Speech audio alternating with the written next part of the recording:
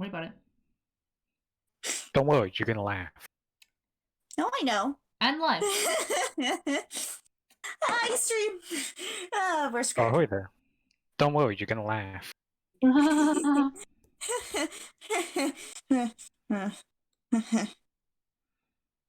It's fine, guys. Everything's fine. Nothing bad is going on.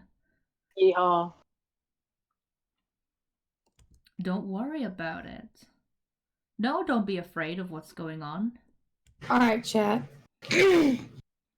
Last time we had the last of our fight with Adam.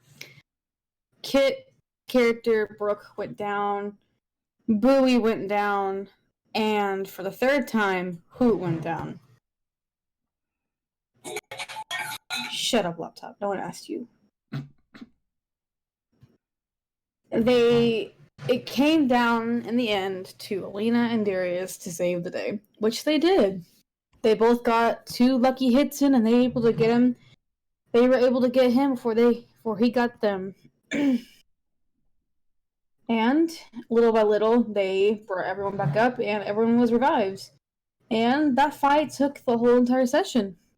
They realized that the Banshee that was present was not aggressive because she wanted to be. She was aggressive because of Adam's presence. They found out, because of the mayor, that the only reason that she had come back as a aggressive spirit is because before she died, they realized that she did not drown like they thought she did. She would have, but as she was drowning, Adam strangled her to death. And then through magical means, he also died. So, no one knows for sure right now if perhaps their affair was mutual or maybe she was forced. No one knows, and since they both passed on, no one will ever know. So, are you guys ready to begin? Mm-hmm. But also, before we start, like, say JT is not here right now. He will be here very, very soon. He is just a little bit busy, but he will be here soon. Yeah. Justin, show your artwork. Also, I have alcohol, so let me just like give you the ASMR opening of my can of cider. Do the thing. If you want to show it, Lois, because the streamer, but Justin or Jess actually drew some artwork of Kenneth. And if anyone here was not here last time, the person in the background is Zahor, the god of life and death in Calamus. Well, that's if the stream's showing it. It is. Okay, so, for those of you that want a visual representation, Lois has a new streaming setup. Ooh. So, Bowie, as Burp said, Bowie is the cat on the far left. Darius is the human with the tricorn hat. Alina is the half-elf that's directly in the middle. Brooke is the water genasi. And then Hoot, or Kenneth, is the Kenku on the very far right. We should probably get rid of the doodles. What Kit? We should probably get rid of the doodles. It's fine. Whatever. My party doesn't listen to me when I ask them not to draw on it. So there's drawings for you all to look at. No one listens to me. It has big tatas. And a nice view of the battlefield. Yes. I need everyone to talk real quick so I can adjust your volume. Hi. Okay, Lois, you're good. Jessica, speak. You're muted. Yes. Jessica! Hoot hoot. Speak. The DM demands so. I was literally talking this entire time. Oh no! Turning Lois down. Kit, speak. A, B, C, D, E, F, G. Okay, you're done. Burb, speak. So, about this new thing called ED, okay? You should not get at all. Oh, hey, JT. JT's here. Oh, hey. Yay! Just as I was just like literally like 2 minutes ago, JT will be arriving very soon. Don't worry, JT. You rang. But Penis, remember penis, how we penis, penis. remember how we always summon JT with penis? Yeah. I just said ED and then he just arrived. Oh, bro. Okay. It's roll call at this point. It is roll call at this Jules point. just said not again. JT, how are you today?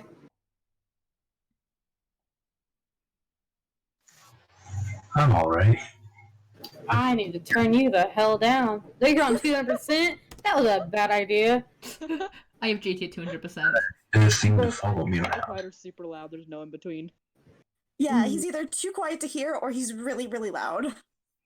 That's all of you. I don't know what any of you are talking about. The only one who's never quiet is Kit.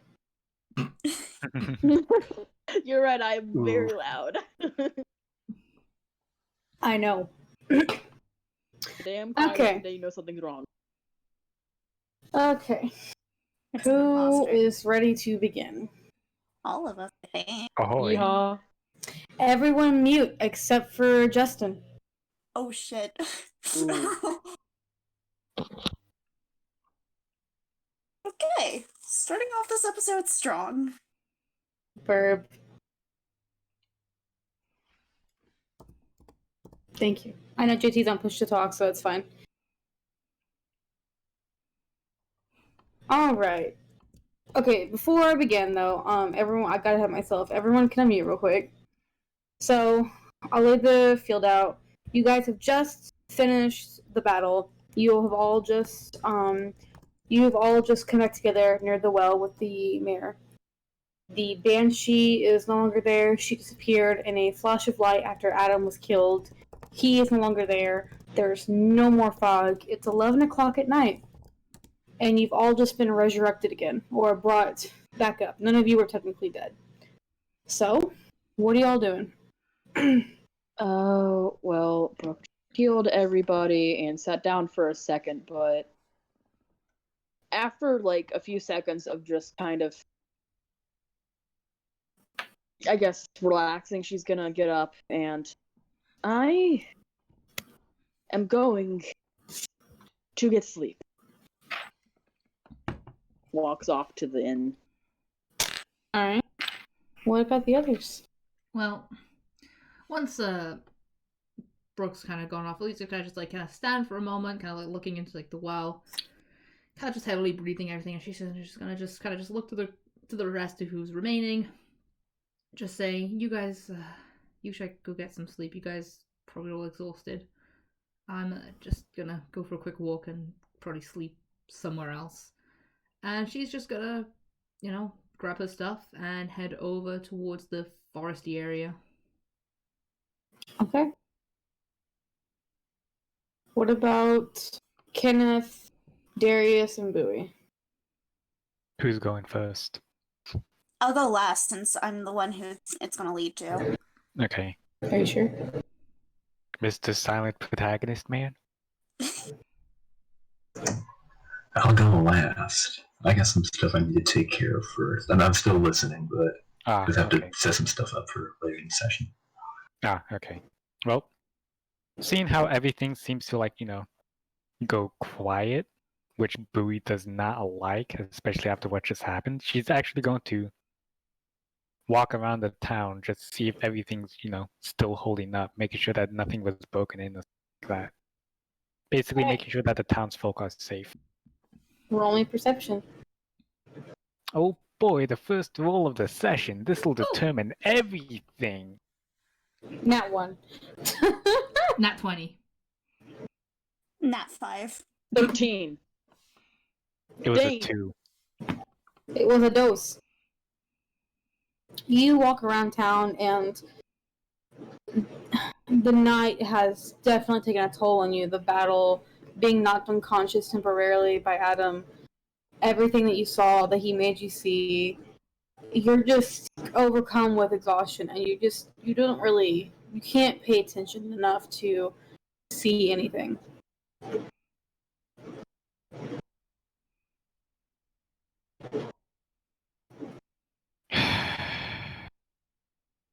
Well, in case if something does pop up again, might as well just stay on watch, and Boo's just gonna lean against a building of some sorts, and then just fall asleep right then and there. because she made the bad decision of fucking standing still and sitting down after all that work. Yeah, I understand. Alright, JT, do you want me to come back to you? If you could, I'd appreciate that. Yeah. Alright, what are you doing? Thank you. Well, seeing as nobody's realizing how much he's panicking internally after what just happened, and Darius is the only one who knew, he's just going to, like, kind of just freak out a bit, and then just walk away to, like, a nearby table and quickly sketch out the people he just saw into his journal. Okay. So, afterwards, he's going to just head up to the roof just to, like, be alone to think.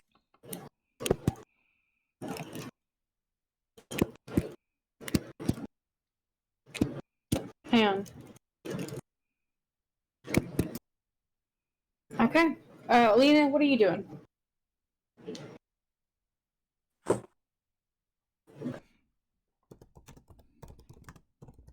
Lois, Yes. what are you doing? Well, like I said, Alina's probably just gonna, like, after, like, you know, saying to the group, hey, I'm gonna just go away for a little bit. She's probably just gonna go over to the woods, kind of just find somewhere that's quiet enough. You know, close enough to the town that if she, you know, she could hear anything if anything went wrong, but far away enough that she can, you know, be at peace or alone. And just lean against a tree, and just sit there, not wanting to sleep.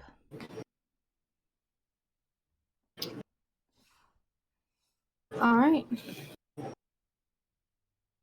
JT, let me know when you're ready to do your thing, and I'll just go ahead and start with whatever all I had planned, okay? Sounds good. Okay. Everyone mute, except for Justin. Are you ready, bitch? No. Let's go. Okay. Wait, let me get a new page of notes.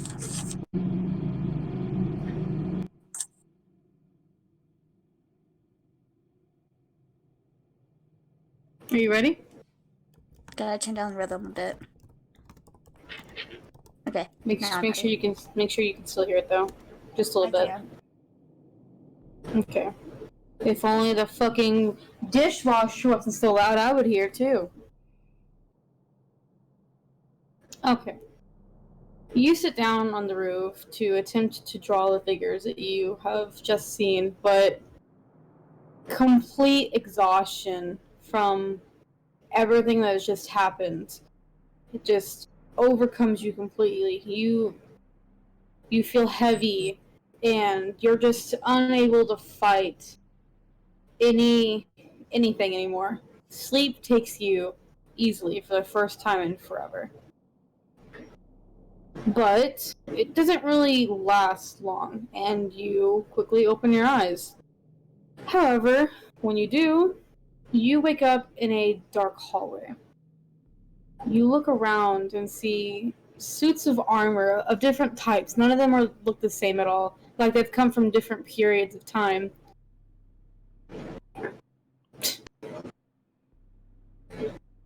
Okay, you last catch? word I heard was eyes. He closed his eye. No, he opened his eyes. You open your eyes and you find yourself in a dark hallway. You begin looking around yourself to see what you can see, and you see lining the hallway is suits of armor, but each one is different, unique, like they've come from different time periods maybe. But they all have one thing in common. All of them in some way are damaged, some more heavily than others. One of them that you can see nearby, it looks like its helmet has been almost completely caved in. If you can tell that if someone tried to wear this, it would not fit, and if they were wearing it when this happened, they'd probably die on impact.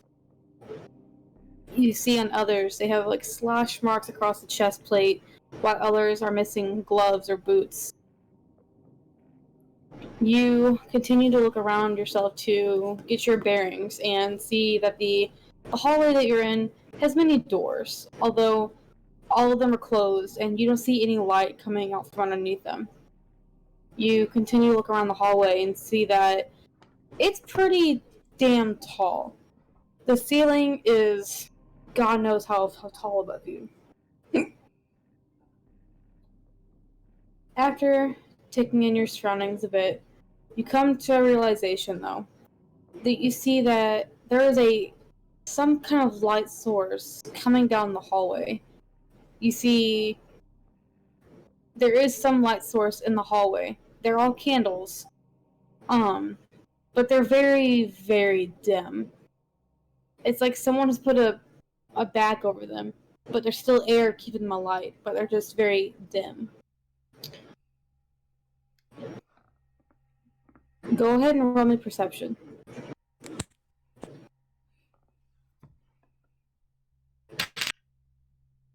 Let me see if that changed when I leveled up.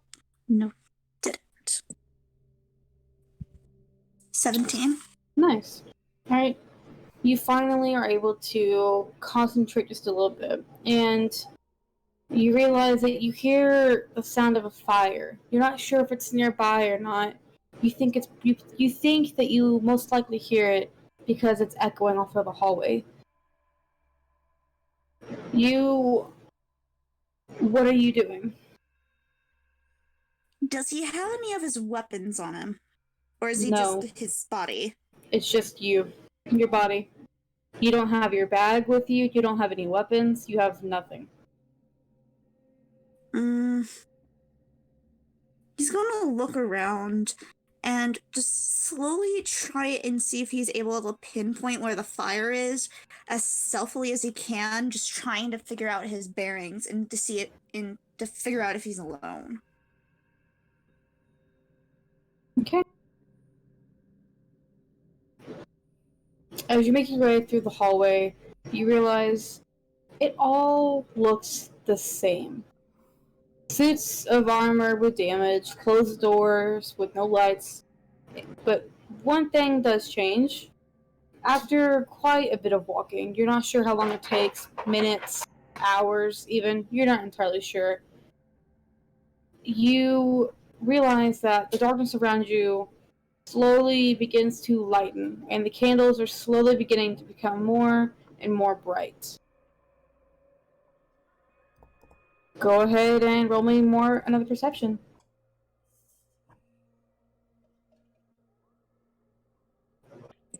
He's also going to, when he gets the chance, nat 20. Alright, what were you saying? Try and see if he could spot any identification on any of the suits of armor. Go ahead and roll me insight. Or not insight, investigation. Look at me, just rolling the same thing over and over again. Nat 20 again! What the fuck? You pulled a me last week in my other campaign that I'm in. 2 nat 20s in a row. Badly later. Alright, you inspect the suits of armor. What exactly are you looking for? Any type of identification so I can figure out where they came from and who wore them. No. I'm sorry you wasted your second nat 20. You have no idea. If you've seen these types of armor before, you don't remember them. And as you look around, you look at one that's more heavily damaged. It looks like something, possibly a javelin or some kind of very sharp or heavy-duty spear penetrated the chest plate. You're sure that if someone wore this, there would be blood stains. There's nothing. It doesn't even look like it's been cleaned, but it looks like there's never been any blood. Now for your perception. You come to a sudden realization that you feel a sudden warmth, as well as a sudden chill. You look around the hallway and see that suddenly you're in a very peculiar spot that you were not in before. One part of the hallway is filled with light, while the other, the part that you just came from, is filled with darkness, despite it being filled with candles. After coming to your senses, you realize that there is a pretty large doorway in front of you, and let me go get that picture that I drew. I'm guessing it's in the dead center of the light and the dark. You guessed it. I'll put it in VTEX. This is what you see.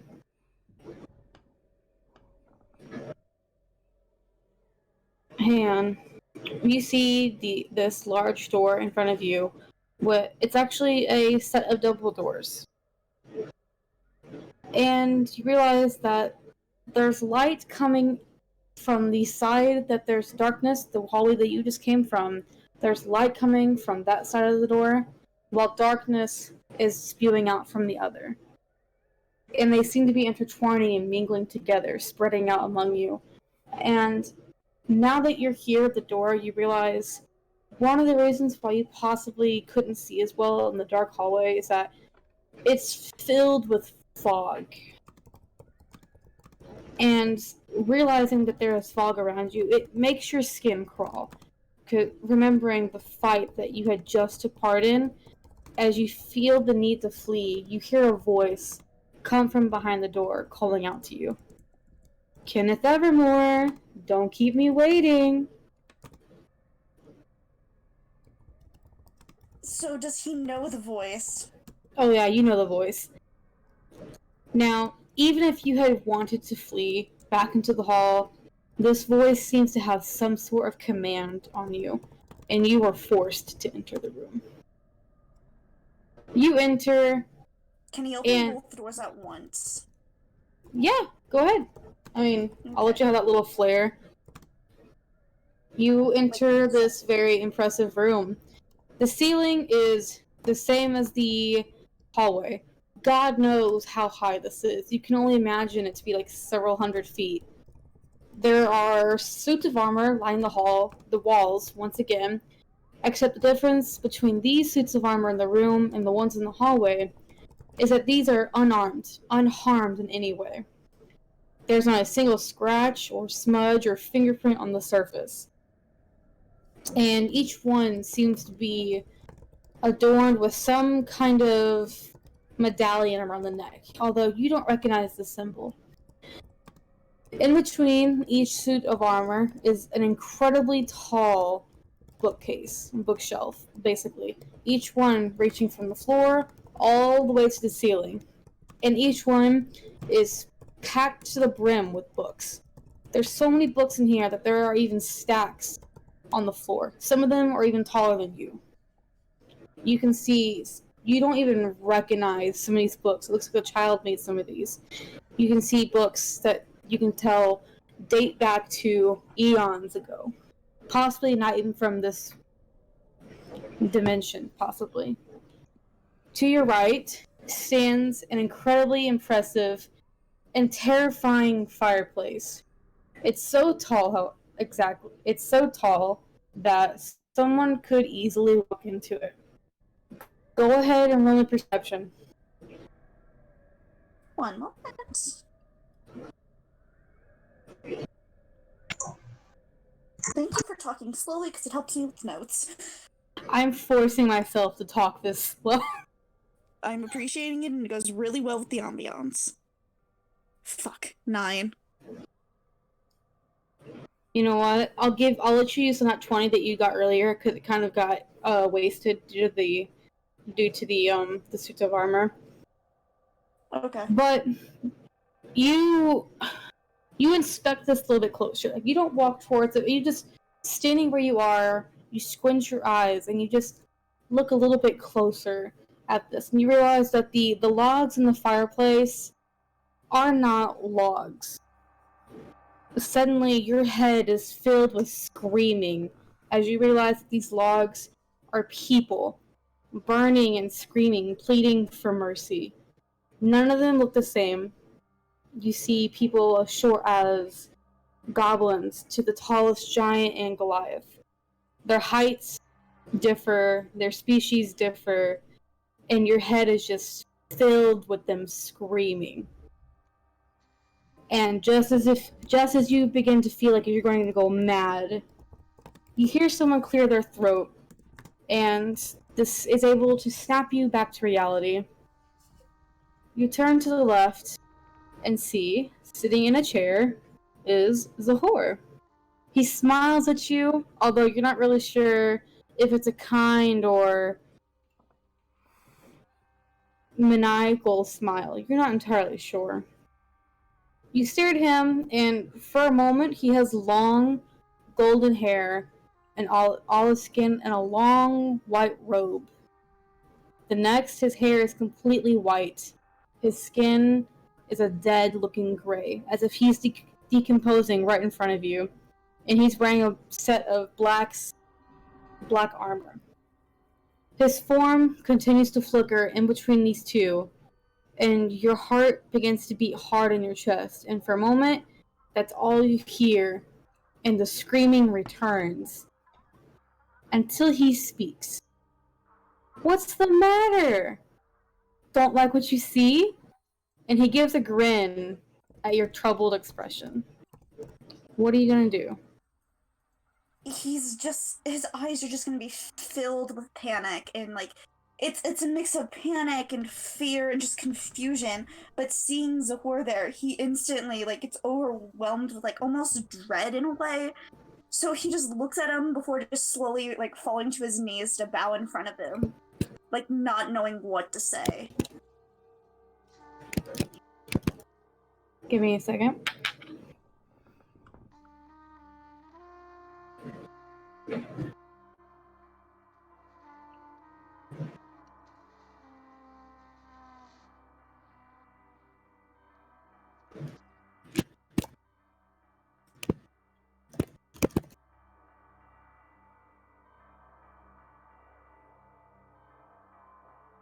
Lois, in case you want to show the stream those two pictures.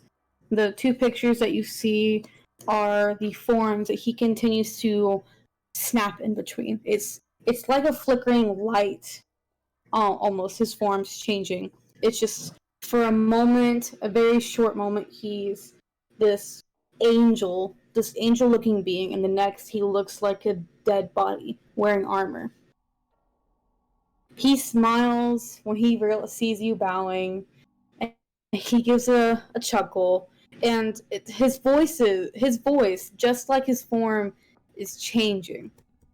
You can hear the difference. It's very obvious. When he is in his golden, beautiful form, you hear a soft, warm voice, while in the other form, you hear a garbled, menacing voice. It's terrifying. Both are, really. Now, no need to bow. And he lifts a finger, and you're suddenly standing, not of your own accord. His eyes just fill with panic and be like, sorry, sir.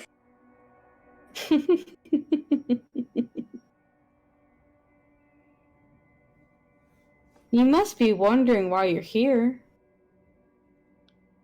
He's just gonna nod, very nervously. You were just here a moment ago. Well, not here. This is my domain. But you know what I mean. You were with my brother and I. I'm afraid our last meeting was not what I wanted. He's always been the rash one.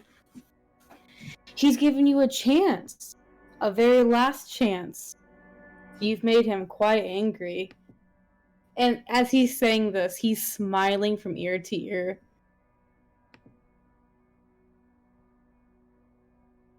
As he's hearing this, his eyes just fill with more fear, just realizing how much his past life messed up. I just want to see my family. I didn't mean to. Oh, do you? Now, that could be possible if you return his daggers to him. If you don't, well, you'll join them. And he motions to the fireplace behind you. Now, I could stop that from happening. He's just gonna look so confused, almost crying at everything being so overwhelming.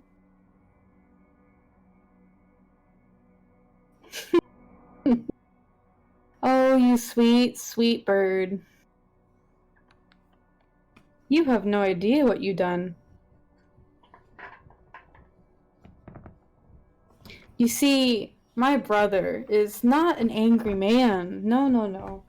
He's the opposite of what I am. He's quite calm and thoughtful.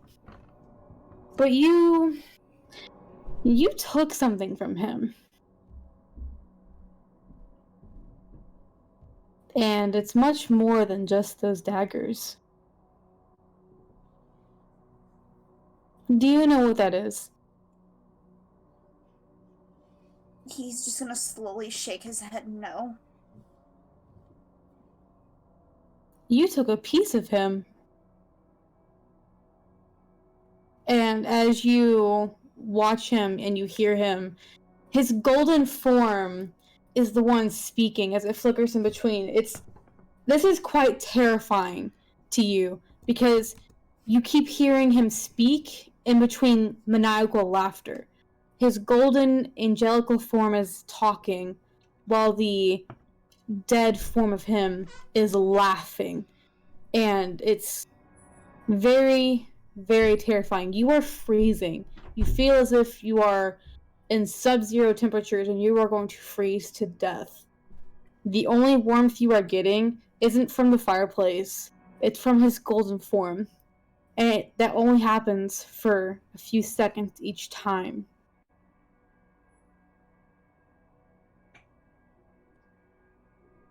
You don't know what those daggers were, do you?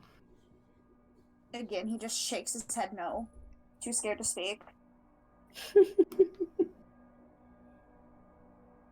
Those daggers were a part of him. He took a piece of himself to make those. They're quite important to him.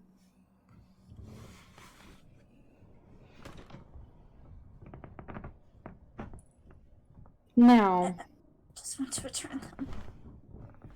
oh, do you want to return them? Yes. Well then, present them. Where are they? I don't know. You lost them. And he grins. Both forms are smiling. The dead part of him has stopped laughing. And they're both just smiling. I don't remember my past lives. Locate them without that. What was that last part you said? I can't locate it without them. Oh, that's too bad. You better find them.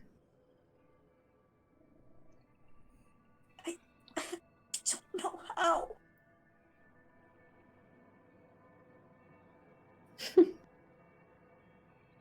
Did you know all of those in that fireplace behind you that are keeping my office nice and warm, all of them are just like you. They took something from another god, and I was meant to deal with them. And none of them were able to find the things that they took. That's their punishment. But those are the ones that are here. There's ones that are not quite dead yet. And he seems to take a moment to say dead.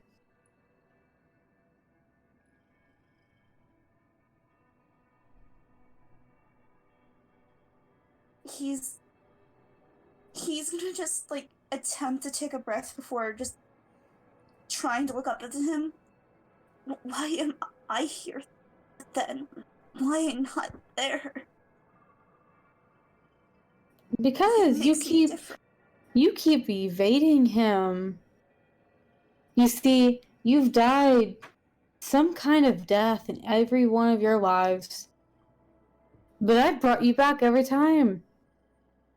He's quite angry with the both of us, although he can't do anything to me. Hearing that, there's just a quick flash of anger through him before it goes back to, like, scaredness. Realizing that the person who's making him be this cursed is right in front of him, and he has absolutely nothing he can do about it. He sees that look in your eye, and he grins. Oh, you don't like being able to live forever? He stays quiet, knowing the rhetorical question of it. Oh, I agree. It is quite tiresome after a while.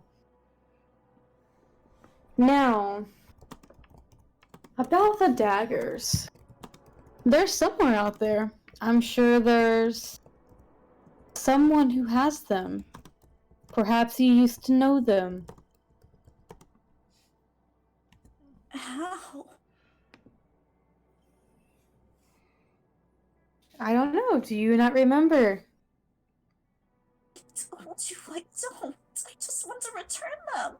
But I can't remember anything. Oh, you best get to remembering then. Because if not, your fate might be worse than theirs.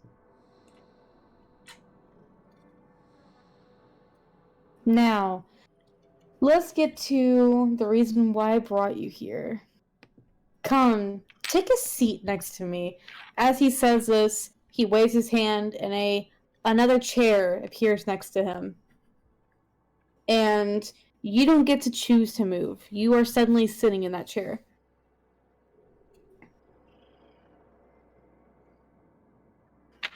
As long as you've been alive, I've been alive for quite longer. Do you like my books? He's just gonna look around nervously and just nod, not having a clue what he's really trying to get at.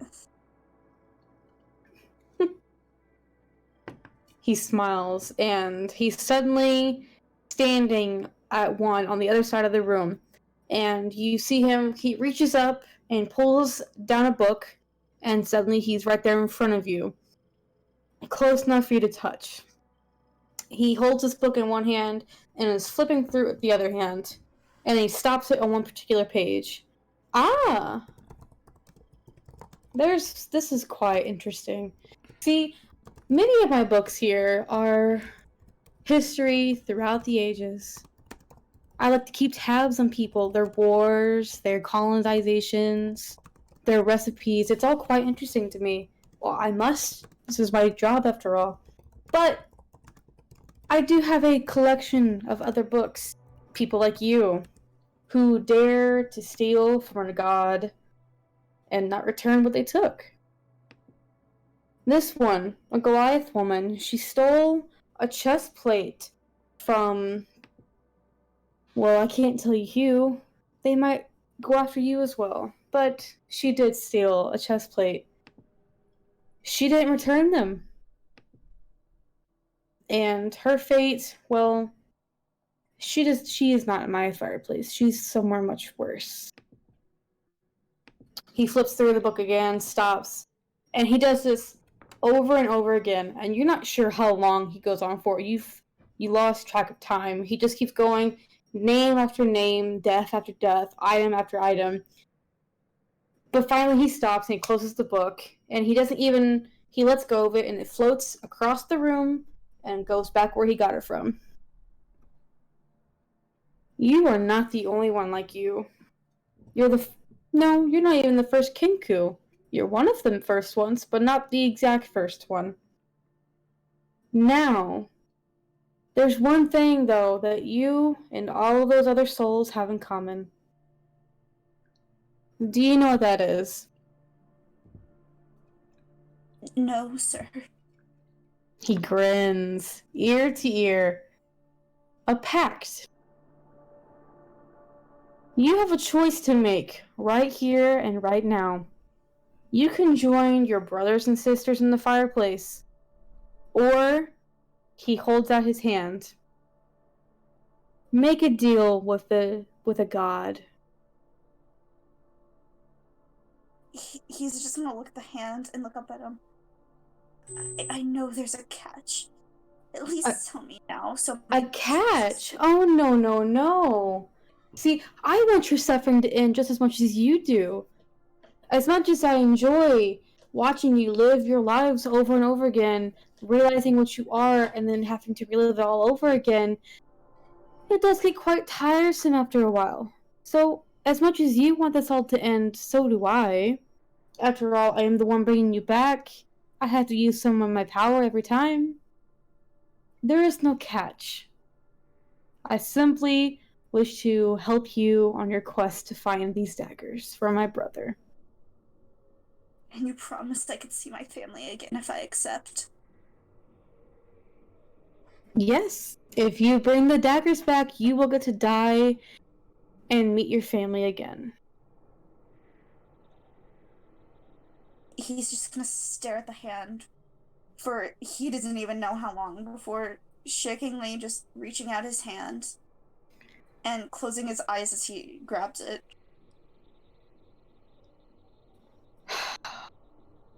Perfect. The moment you grab his hand, he holds tight, and you immediately double over in pain as your hand feels like it's been lit on fire. You can't hear anything except your own screaming. You look down, and this is what you see on your hand. On your hand, on the back of your hand, you see a symbol begin to be carved into your hand. Line after line, you see this tree just suddenly appear on your hand. Slowly, very, very agonizingly slow. It begins to appear on your hand. That will help you on your journey. That is the only thing you hear beside your own screaming. You can't hear the fireplace. You don't hear the other screams of pain, just your own. You're not sure how long it took, but finally the pain stops, and your screams become whimpers of pain.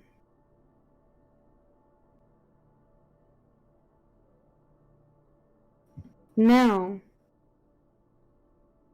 go find those daggers, my friend. Otherwise, you might not be the only one that joins my fireplace. Keep your friends close. Otherwise, I could have a new collection soon. Some furs, a hat, a fish tank, who knows? And the last thing you see as you look up at him is both of his forms grin, and then it all goes to black.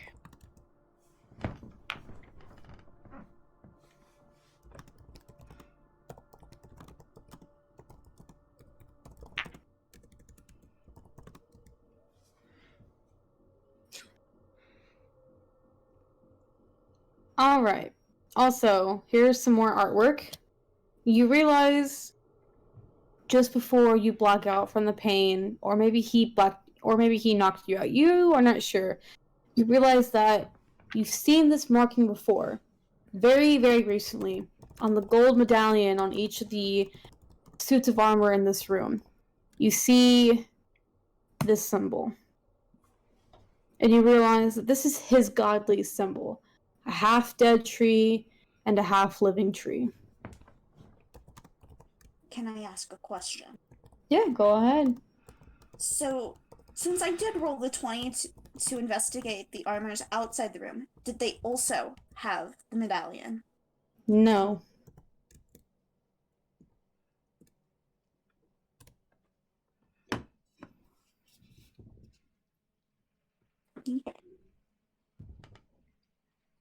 Also, did you also mean to draw him with 4 fingers? I messed up. The one on the far left was supposed to be like behind his wrist, but I forgot to draw that line there. Okay. It's fine. Just pretend it's not there. Okay.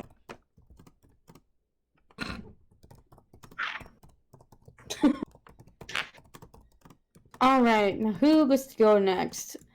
Everyone besides Justin, choose a number between 1 and 4. You can't pick the same number. 3. 15. Gosh, 2. dang it. 2. Who said 3? Me.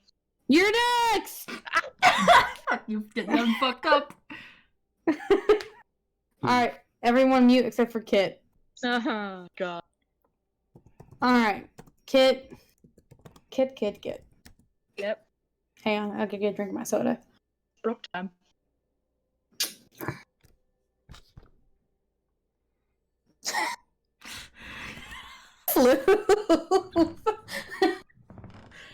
Up moral abuse.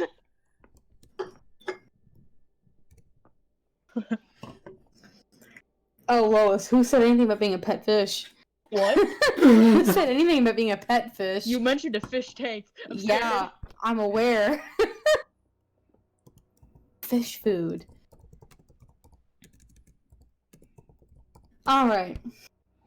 Brooke, you make your way back to the inn, and you wave at the bartender as you make your way to your room. And she doesn't snap at you for not talking to her or for coming in without saying anything. He's gonna She doesn't really say anything. She seems to be glad that the fight has come to an end. But you don't see it, but she gives you a thankful nod, as do anyone else who is in the bar. You make your way to your bedroom that you paid for, and you are asleep before your head touches the pillow. At first, you are really just asleep. Then you feel the warm touch of sun on your skin, and your nose is filled with the smell of the ocean. You open your eyes to see that you are not in the inn bedroom that you paid for, but instead you're yours. You're home as a child. And you hear your mother call your name. Brooke, come down for breakfast, sweetheart. Your eyes open and you sit up straight in your bed. Upon hearing your mother's voice beckon you down for breakfast, you immediately jump down out of bed and sprint downstairs toward the kitchen. As you run into the kitchen, your feet are suddenly no longer on the ground, and instead you find yourself in your father's arms, and he begins to tickle you lightly. "How is my little girl this morning?" he asks. I assume this is when Brooke was a smaller child. Oh yeah, you're a smaller child, like 6 or 7.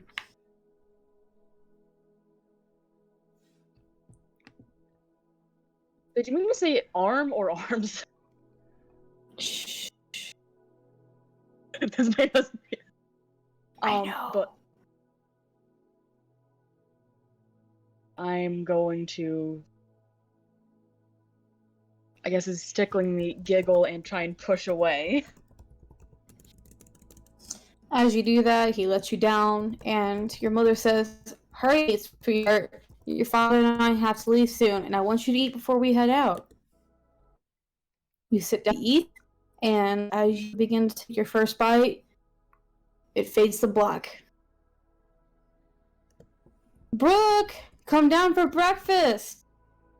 You jerk awake as you hear your mother's voice fill your ears again. You give a heavy groan and stand up and head to the kitchen. At this point, you can realize you're a bit older, maybe 10 or 11, preteen age, basically. You head into the kitchen and find your mother cooking breakfast. And after looking out the window, you see your father in the yard practicing something. You're not really sure what he's doing. Maybe some monk move or some sort. "I made you some breakfast, sweetheart. Your father and I have to leave very soon, so I hope you have a very good day today." She gives you a quick peck on the cheek before walking out the door. And just as before, as you go take that very first bite, darkness. And then, Brooke, I'm not going to call you again. Come downstairs. Your mother's voice is yelling at you, not that loving tone that you heard a moment ago. You open your eyes and give a groan of annoyance as you hear your mother's voice interrupt your sleep again. You lay there for a moment, thinking of going back to sleep and ignoring your parents, when you hear heavy footsteps coming to your room. And a moment later, your father opens the door. He looks quite annoyed. You heard your mother, young lady. Come downstairs. Now. And he walks away, not closing your door. Your response? I like that's yeah. And I shuffle begrudgingly downstairs. You head downstairs and see some food on the table. You don't see any of the food from a moment before that your mother had been cooking. Instead, you see some toast and butter, and the toast looks cold. You see your parents' faces, and they both look annoyed. Brooke, I called you down several times. Why haven't you been listening recently? You're not sure which of them say it. Their voices are mixed together. You feel anger build inside you, and you yell back at them. But you don't really hear your own words. It's like you're standing off to the side, and you're watching yourself and your parents fight, but you're not able to hear any words. You can see that they're yelling and shouting, but you don't hear anything. The only thing you hear is your own heartbeat, which just grows louder and louder and louder until your heart stops beating and you're able to hear your own words finally. And you shout out, "Just leave me alone! I hate you! I don't want to see you ever again!" The next moment, you watch yourself, your younger self, slam the door shut as you leave the house. And it all fades to black. But then your eyes snap open as thunder just booms all around you. You find yourself on the shore, watching huge waves on the ocean crash into rocks, lightning flashes, and more thunder booms. Above you, you can see the clouds, dark purple, black gray, just a mixture of dark, nasty storm colors. You see the occasional flash of light as lightning lets you see just how dark and murky the water is as the storm continues to rage. The wind is howling in your ears, and any trees that are in the near area are bending from how hard this wind is going.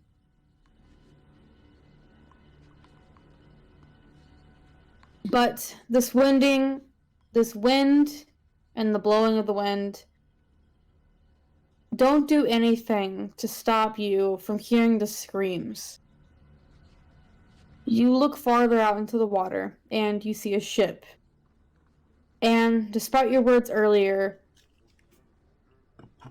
you feel your body run cold as you realize that your parents are on that ship.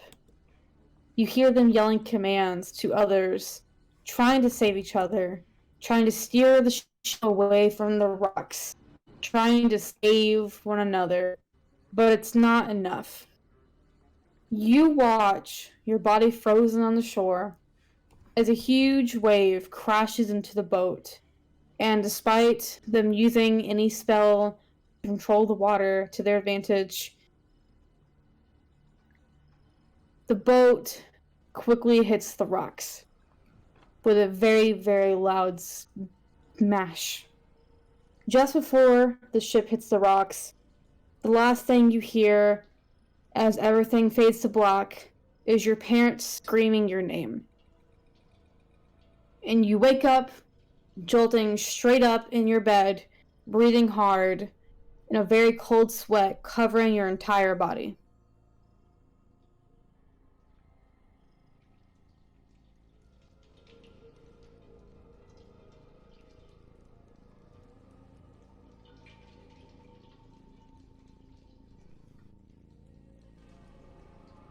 Oh, sorry.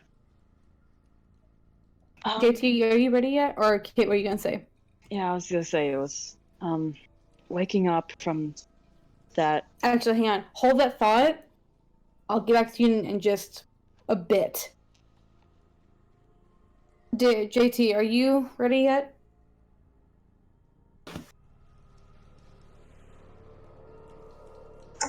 Yeah. Yeah? Okay. Well, you're next.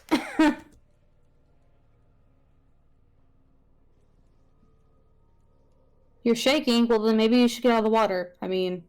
Oh my gosh, frick you.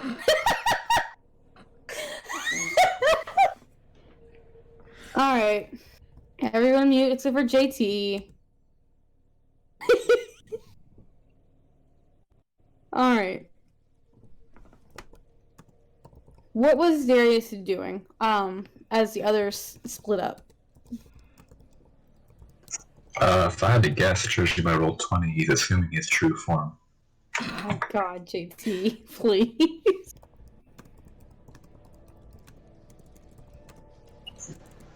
I'll have to think. Give me like 30 seconds. Okay. For the record stream, I wasn't spending this time thinking about what my next action. I just failed. I was doing homework. That's my excuse. That's fine. You were doing homework and listening to your friends die. Knowing other people are suffering too allows me to do homework more freely, you know? It's like, you know what? I'm not the only one suffering. I can get this done. Exactly. If they can get through seeing their family burning a place full of fiery log people, you know what? I can do this English. Fiery log people. JT, I love you. I'm wheezing so hard right now.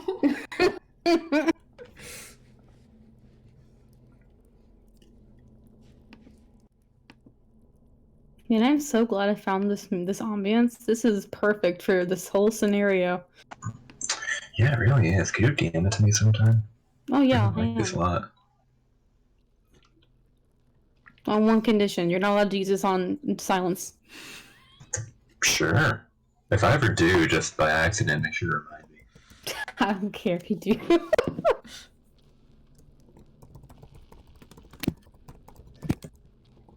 Let me pull up my character. It turns out my character sheet was not up, but let me pull that up real quick and then I'll decide what I'm gonna do. Are you sure you don't want to go to someone else before me? No. I am willing to wait.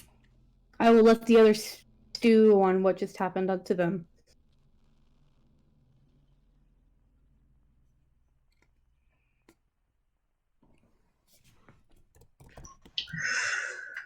Well, after such a harrowing experience,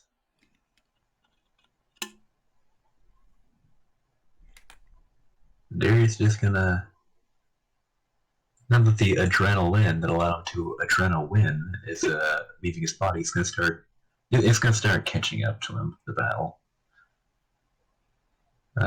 Following in Alina's footsteps, not exactly, just figuratively, he's gonna begin to just shamble his way off to the woods.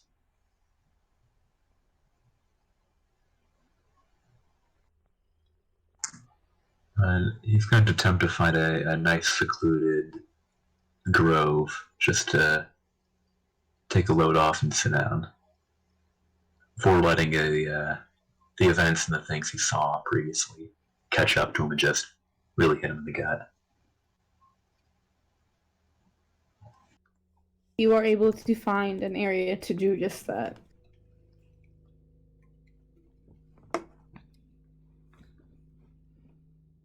So, what are you doing? Are you sleeping? Are you crying?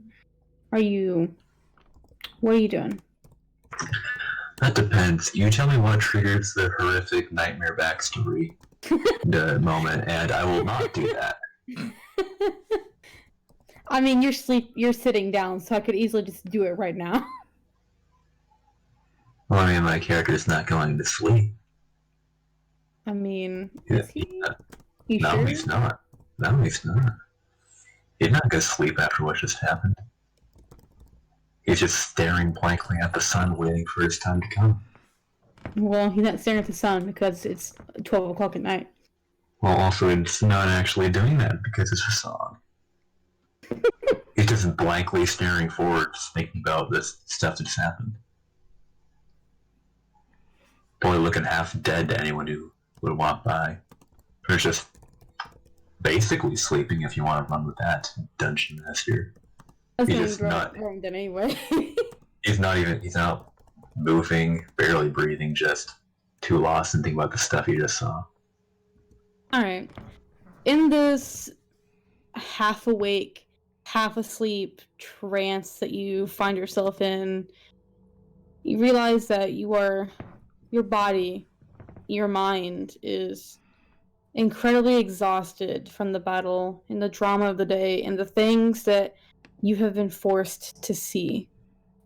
And you're not sure if you're sleeping or if you're still awake or if these events actually are happening in front of you.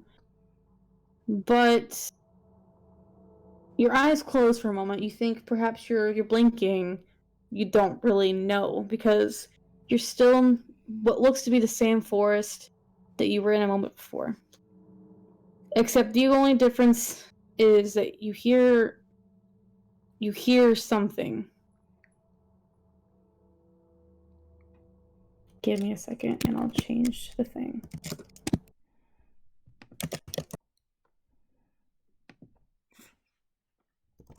Give it a second to pick up. It starts slow.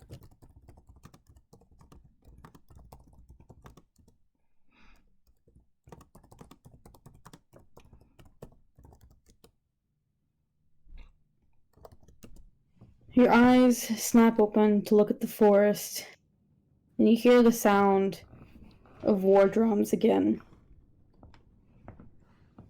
Looking around, you find yourself in the same forest that you were in before.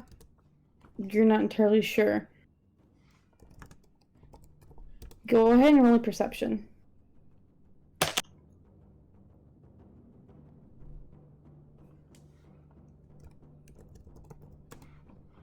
That's a 12.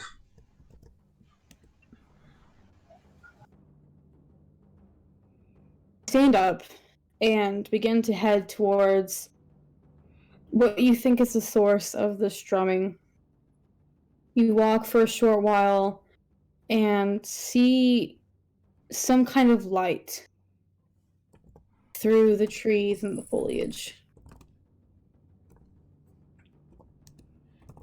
You eventually are able to get close enough and see that this is an orc camp of some sort, or at least one that used to be.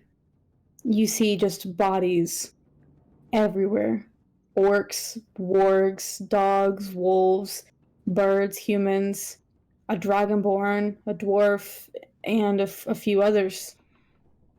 You continue to hear this drumming, and you make your way through the camp, making sure not to step on any of the bodies. As you walk, you realize that you recognize quite a few of the individuals on the ground. Among them, you're able to easily spot out Bowie, Alina, Kenneth, and Brooke. Each of them seem to have died in different ways. But go ahead and roll me perception.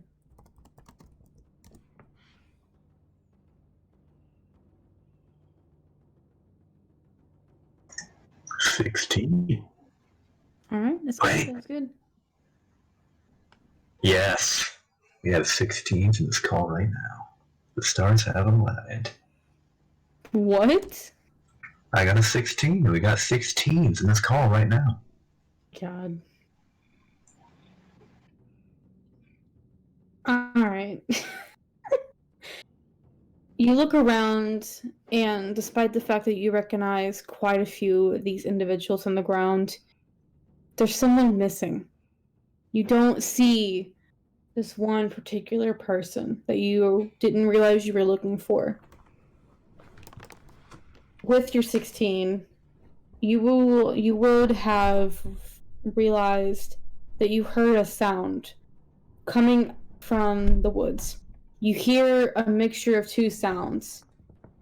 A woman screaming and some beast or creature or something roar.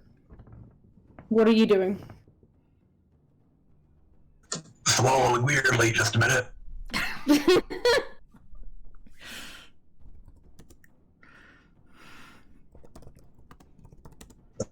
Better now. Well, seeing that he's sort of just in a shell-shocked nuclear wasteland survivor state, he's gonna start like shambling over there. Not really not walking by any means, but he's not running either. He's not sprinting. But actually, since he's also pseudo-dreaming, he's not functioning correctly, so basically just staggering over to where he hears it as fast as his hobbly legs can carry him.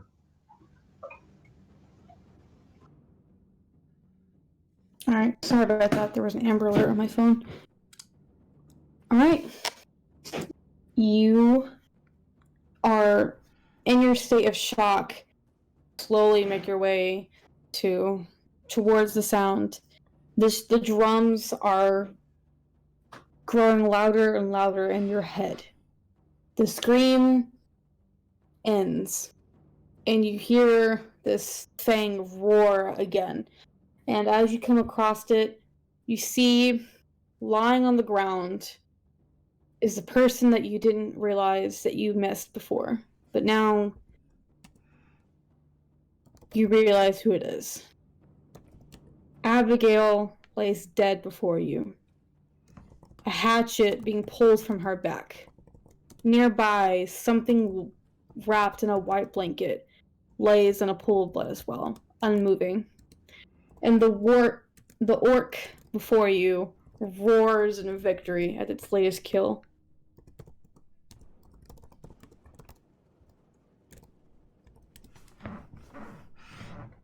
What are you doing? I'm attacking it. I'd like to try and knock it to the ground. So you're gonna try and grapple it, or essentially what you're doing? I'm gonna try and use the shove action. All right. I'm going to use the shove action followed by the grapple action with my 2 attacks. All right. Go ahead, by the way, and do long rest just so you're at max health and all that stuff.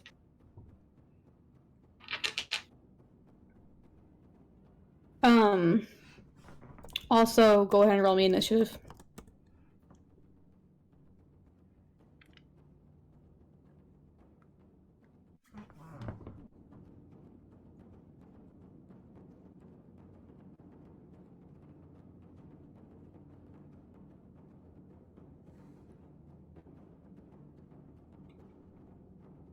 Alright.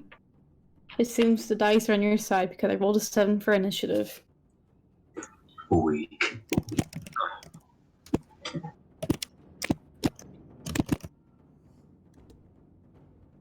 Alright, go ahead and roll me your stuff for this thing that you did.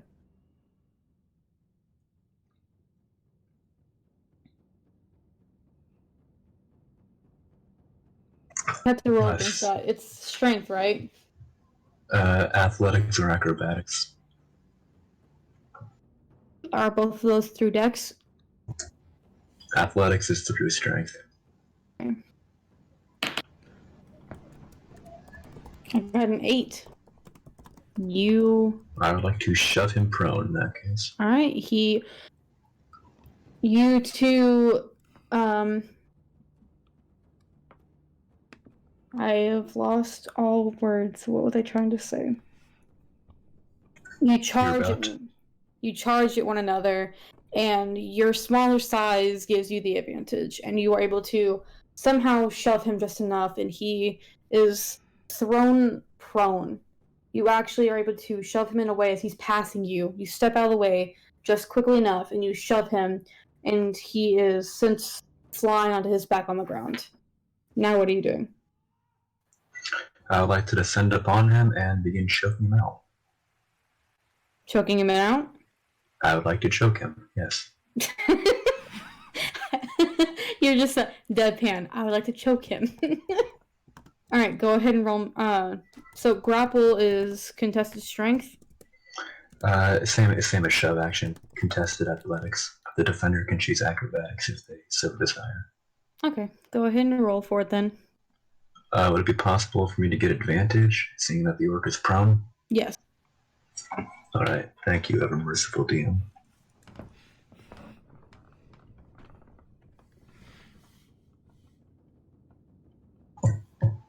30-20.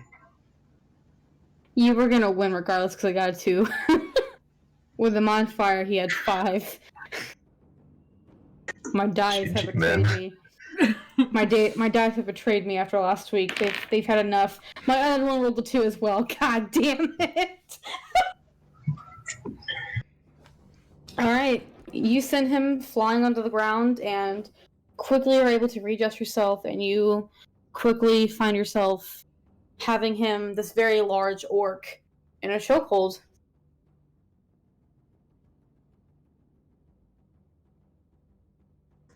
I believe that is all the actions I can take, unless I can use Slayer's Prey on him. I don't know if that takes an action. It doesn't say it takes any sort of somatic components, but I suppose that'd be up to you. That gives you an extra d6 or d4? D6 of damage, yeah. Okay. First time I hit him each turn. I'll just go ahead and say that you prepared it before you were choking him out. So next turn, that if you do damage, he'll go into play. Alright. Alright. That's my action and bonus action, so that'll be the end of my turn. Alright, he's going to attempt to make you let go of him. I believe that'll be But if you're the grappling expert, would I be the defender here, in which case I could use athletics or acrobatics? Are you the one being grappled? No, he's the one grappling. I'm grappling him, but he's attempting to escape. You will be the attacker then. Alright.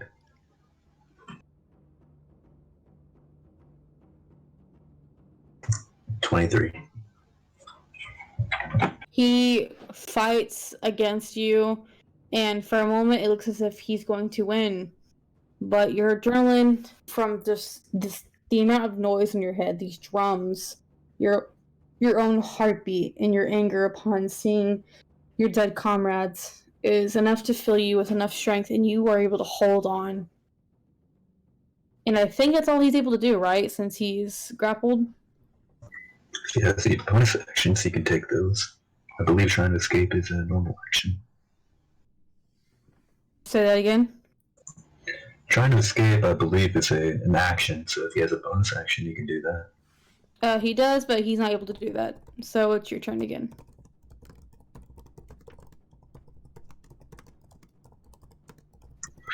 In that case, I would like to. I'd like to read my abilities real quick. Just give me 10 seconds.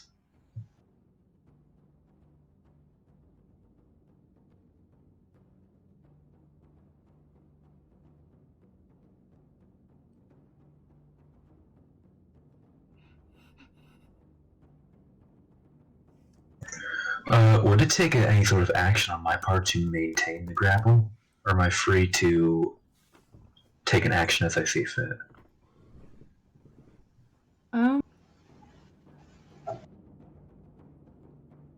Say that again? Do I need to use my action to continue grappling?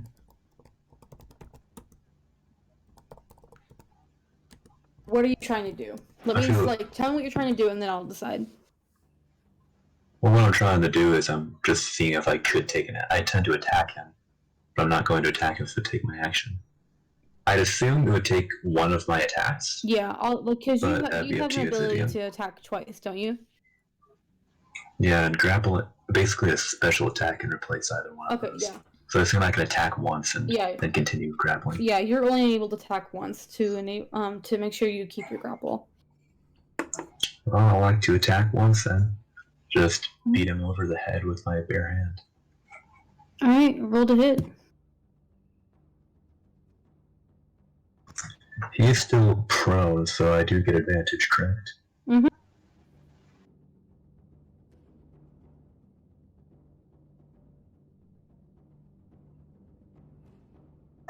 That was my test to make sure you knew what I was rolling.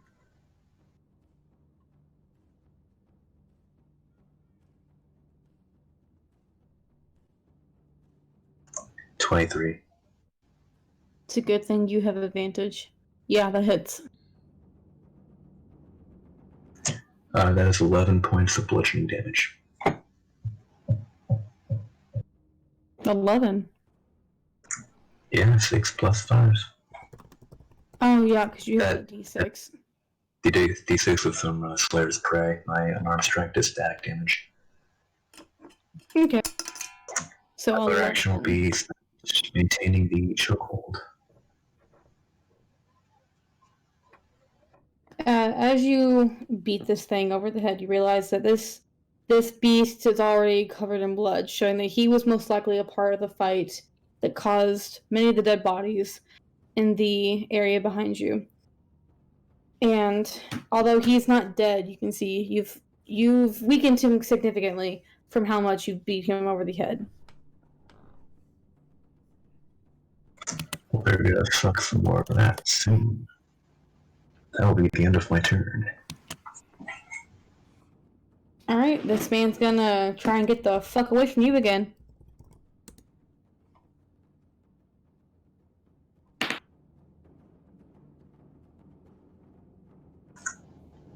That'd be an 18. It'll be a 23 on my part. In that case, he is no longer grappled. Alright, he gets ungrappled. And what's your AC? I assume I have my armor on? Yeah, you have all your weapons and your armor. 17. 17. That is a 16 plus 5, so that hits. Alright, where's my thing?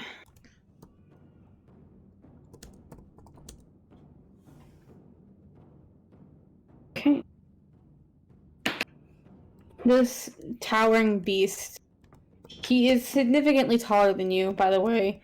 You watch as he finally is able to get enough of a grip on your arm, and he's able to get himself out from under you, or get himself off of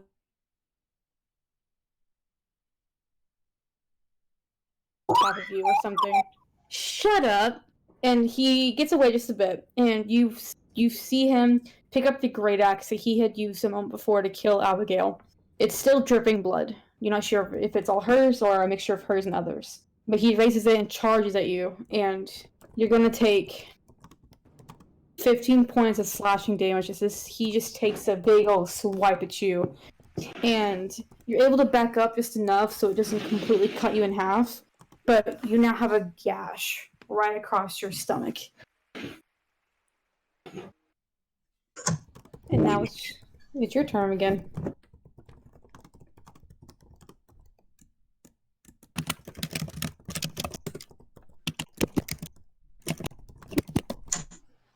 I would like to strike twice with my bare hands, but not before casting Hunter's Mark on him.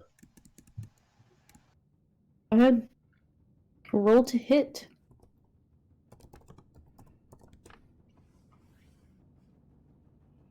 Ooh, the drums have gone up again. I love that. Natural 20, 17. Both hit. Start with the natural 20. Mm-hmm. That would be 24. Alright.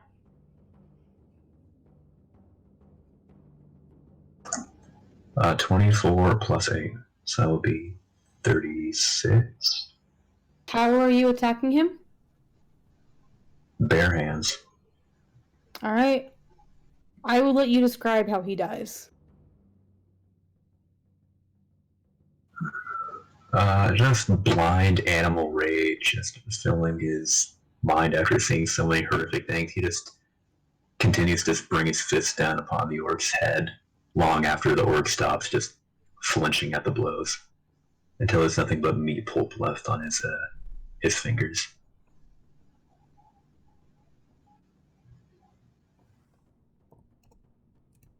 You continue to just beat into this orc's head over and over and over again. And then you come to. You were in the woods as you were just a moment ago. You're down on your knees and you're just beating into the ground. Your fingers are covered in dirt and there's some of your own blood on your hands from your scratching yourself. Nothing that you just saw is there. Abigail's body is not there. The orc is not there. The field of bodies is not there. Just you.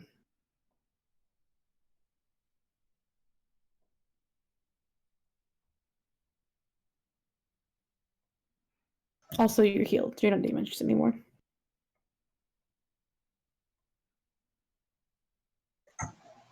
What am I doing to deserve this? What I ever do? Terrence just mumbles to no one in particular as he just buries his head in his hands, unable to stop the tears from coming this time.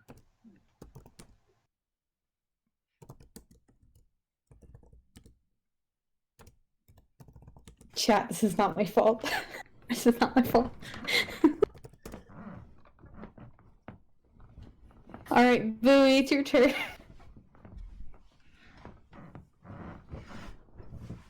Oh boy. What's gonna happen? Some more acid trips? It's fine, chat. It's not my fault.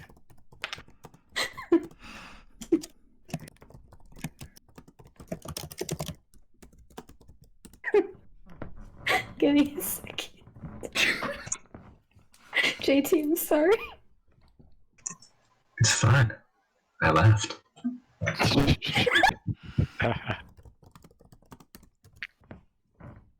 Pijama already depressed. Why? What is it? It's just Flu.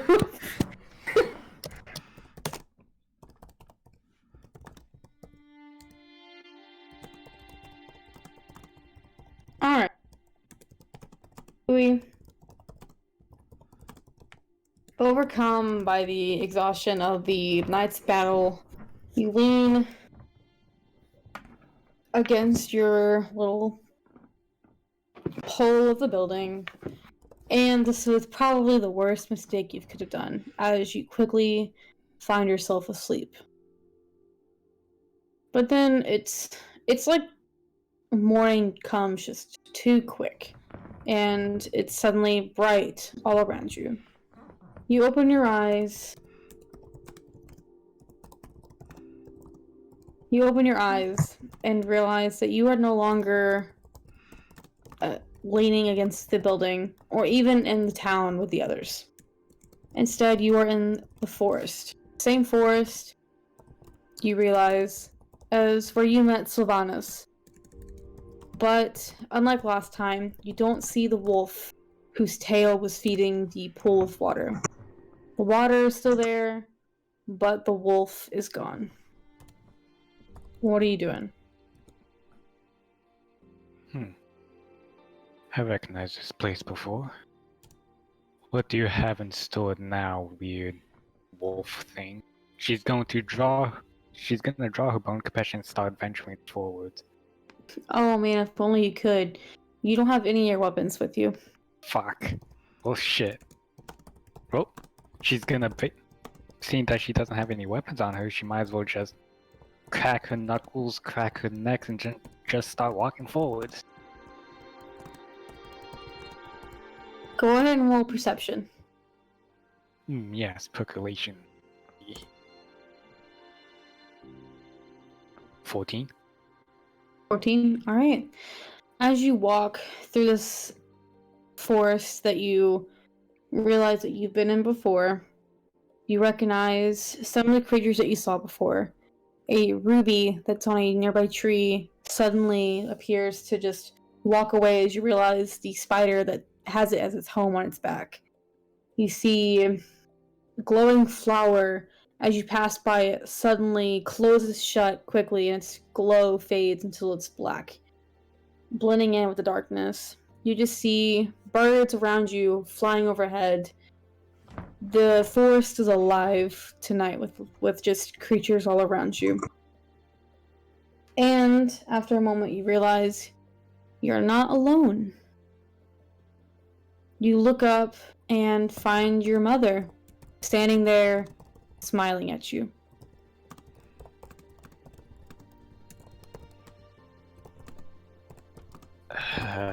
What to say? What to say? Hi? No. Just how do I? Mom, I'm sorry. I never learned social skills, but I'm just happy to see you again. She smiles at you and opens her arms. Boo's gonna try and reach out and, give him a hug. Oh, you're easily able to close the distance, and you find yourself in your mother's arms. You hear her take a deep breath as she wraps her arms around you, and she is petting the top of your head softly. You did so well. I'm proud of you. I listen to your words. I always have. Whenever I'm pretty sure you saw, but the thing tried to use your image thing against me, but I remember the words that you said the other time I was here, and it pulled me through. Thank you. She smiles. I saw. You were so strong. You kept them safe.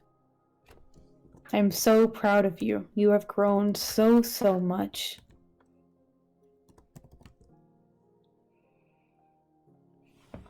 I hope so. But how are the rest doing? They're happy. They are also so proud of you. I'm glad. But why am I back here again? Is there something that you need to tell me? Or anything at all? I don't know. Ask them. And she points behind you. And instead of the wolf, this time he seems to have taken a different form. Give me a second. You see a dragon it's in creature encounter, by the way. You see a dragon that you thought was a tree before, just watching you and your mother. It's 2 sets of wings, folded at its side, and it has a kind look in its eyes. And you realize that this is the same creature as before, the wolf, except now it is a dragon.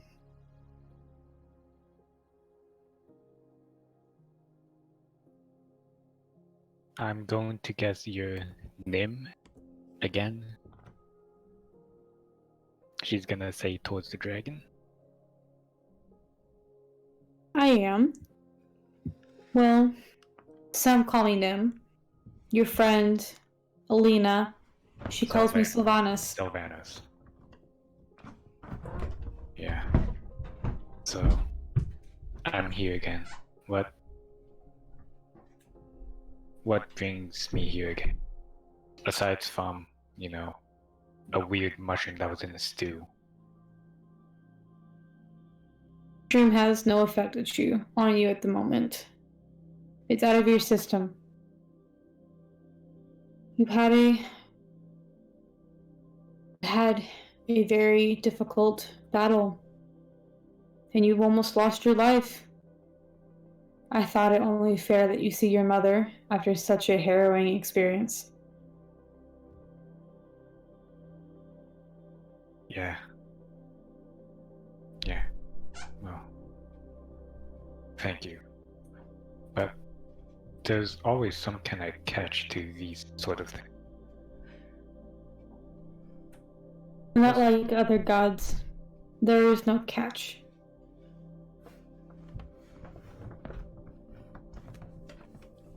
Bowie's just gonna kind of take a step back a bit, just kind of cross her arms, just thinking.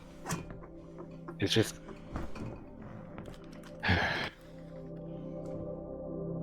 I don't know what to say, but how long do I have left here?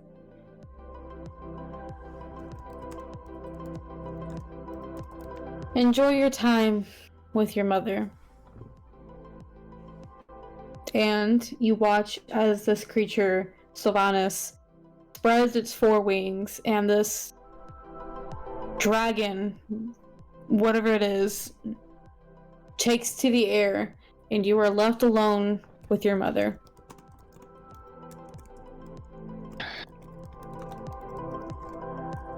She's gonna turn around towards her mother and just say, I'm not sure when I'll wake up, but I want to spend all the time I have with you and everyone.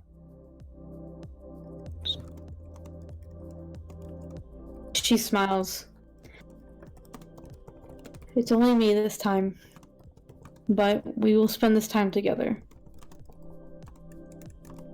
Huh. Others are busy. I'm guessing Bua's busy biting someone else's tail off. She gives a laugh. He said only one of us could come this time.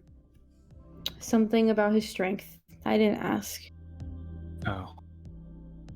Okay. Perhaps next time.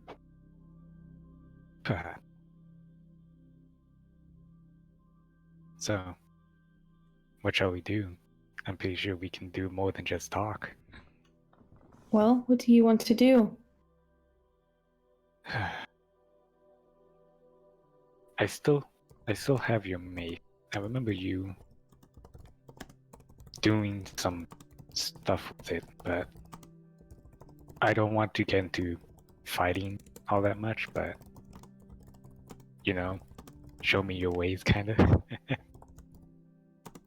She smiles. I would be happy to show you. You've grown so much. You've struggled, and you fought. I will show you.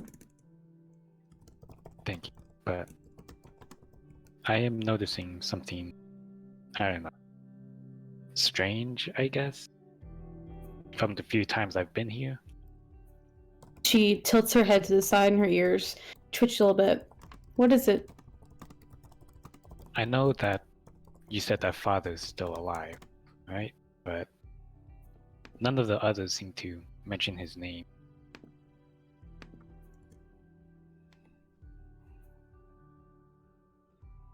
Think perhaps I just wanted you to hear the news from me. Maybe. But I'll just stop asking questions for now. I don't know where he is, but the few times you've been here with me, especially now, you're near him. I don't know how close, but maybe you'll see him soon. Has he tried to make contact with you guys, like, at all? He does. Not as often as you, but he does. Well, I do want him to know that, you know, I'm still alive. If you, you know, haven't told him already. The next he prays, I will try to tell him. I'll try to speak with him. Thank you. Sorry. He's sad. He thinks you're with us. Just like how I thought that everyone else was gone. She nods her head. So, well, enough of this, and I'll most likely learn from you later on down the road. Let's just, I don't know, do something relaxing. You know, you never took me out to hunt, if I remember.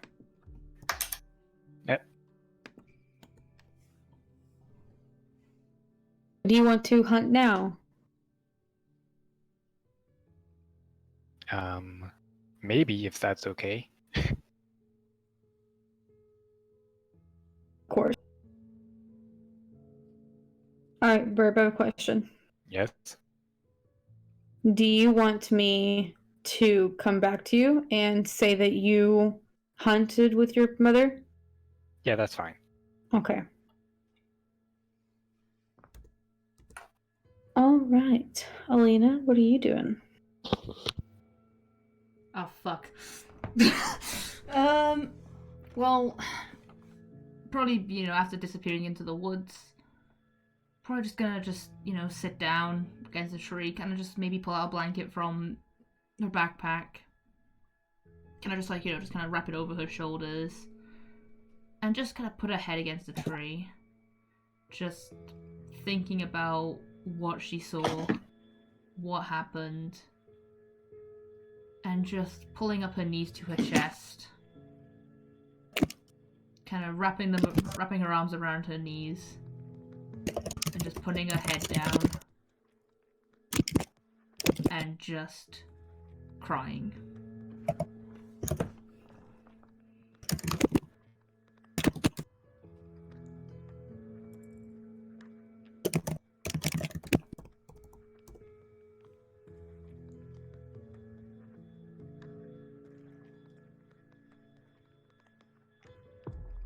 Give me a second.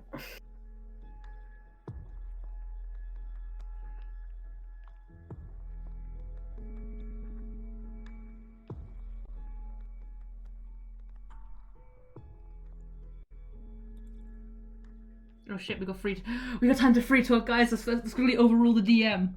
Quickly. Shit, yeah, we can. To heck with overthrowing the DM, I want to take this time to thank all the viewers in chat. Hell Thank yeah. you, as with every week, thank you for coming in here, putting up with us. Really happy you're here. Thank you guys. Hell yeah. And from the thank bottom of you my for heart, the Thank you voice. for hope you watching guys us have a cry. great evening, or morning, or whenever you're watching this, because if we're being recorded and put on YouTube, I hope you have a great life. Or undefined time because you are in a completely separate dimension to voice. And now, Cthulhu, if you're watching this, into the void. have a great eternity. Cthulhu. By the way, big fan. Big fan. JT's in the corner like, hey, Cthulhu, give me a 1d10 cantrip, and I'll give you my first newborn child. I'm not gonna stiff you like that. I'll give you my soul, but you were a child, I don't want to cheat Cthulhu. If Cthulhu's going out of Cthulhu's way to give me a 1d10 cantrip, why would I mess with him, I mean, Or it's her. better than having to Mess with it, whichever you choice. swing. Or your enemy's closer. Yeah, no, I'm actually kind of upset that it didn't end with that sentence because I'm so used to that. Oh, guys, Floof just said, thank you for always giving me a reason to smile, laugh, and cry all within 4 hours, guys. I really appreciate you too. Floof, no! Today's been a really Floof, you give us that. We do the exact same You thing. give us that too, so don't you be playing games here. We appreciate you. Hell yeah. Thank you for being here. Thanks for all of you guys. McKinley, Floof, and many other people who I don't know because I don't frequent the chat very often until recently. Thank you for just being repeat offenders here. We appreciate the loyal viewership. We appreciate you guys. I know every YouTuber, every streamer says that, but it's because it's the truth. You guys make these streams. If it was just us talking in front of an empty audience here, it'd just be a normal D&D session with friends. Yeah. But you guys make it a real stream. Hell yeah. You also give us the memes. Oh yeah. Looking at you, Floof, in particular. Looking at you. And give Lois a means of monetization. Oh god. Remember, Go on. Remember to like, share, and subscribe, guys. Sorry. I mean, soon. Remember to keep adding Mountain Dew on Twitter until we finally acknowledge the fact. Look, Mountain Dew, I'm drinking another energy drink tonight. This is your lack of sponsoring us. This is what it's led to. I'm drinking a V8. V8, if you want to get in on this. I like the fact that JT is over here drinking like energy drinks. I'm over here drinking alcohol because I'm drinking. Wait, I'm not a cider. Oh, actually, there's actually a little bit left. I drink What- water. What are you drinking? I have shit. Pussies. Excuse me, we're a family-friendly stream. How fucking could you? I only drink orange juice after I brush my teeth. No. Really? I just eat the whole orange. Package delivery throws. That's still one of my favorites. Oh my god, quick, grab the bird! Claire! I just love Darius's face in the third panel. I just can't get over it. Fragile bird. Yeet!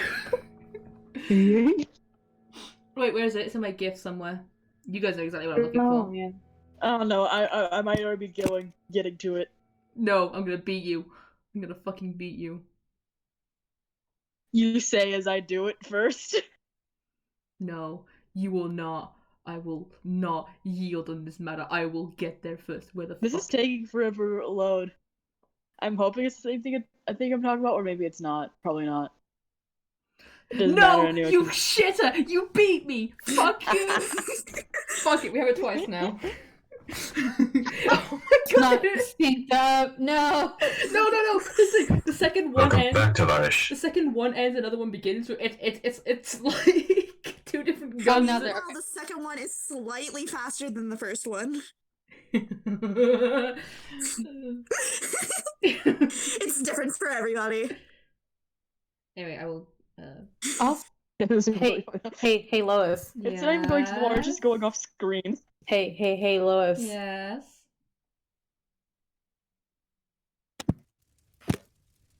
Oh no. Back to the land of the muted. Huey. Alright, chat, in case you can't hear this quite loud enough, it's a sound of a burning building. Excuse me, what?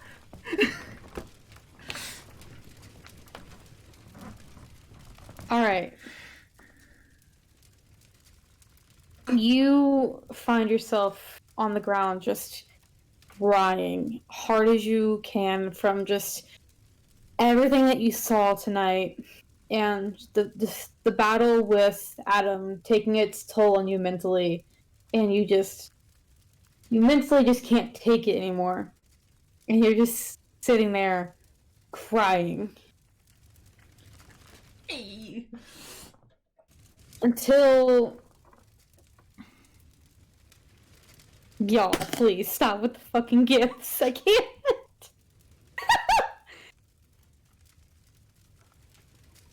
Until you hear someone yelling your name. Alina, go! You look up and you see this man who you've seen die time and time again. Pattis stands before you, defending Oh, you no. from what you can only assume to be werewolf hunters, as these men, with their swords in their hands, try to get at you. As one gets close, his sword nicks your cheek just a little bit, and the blood trickles down your cheek. Pattis is able to push him away and knock him inside the head with his pommel of his sword, and he yells at you again to go, to leave. Fear, adrenaline, and a deep, deep sadness are the only things going through your mind as you run. Your legs are burning from how hard you're pushing yourself, and your lungs are begging for you to stop. Take a moment to breathe. You finally listen to your body, and you stop for a moment to rest, and you look behind you. The barn that you had been in just a moment ago is engulfed in flames. You can even from the distance you are from it, you can hear the wood creaking and snapping as it burns. You hear glass inside breaking as they continue to fight.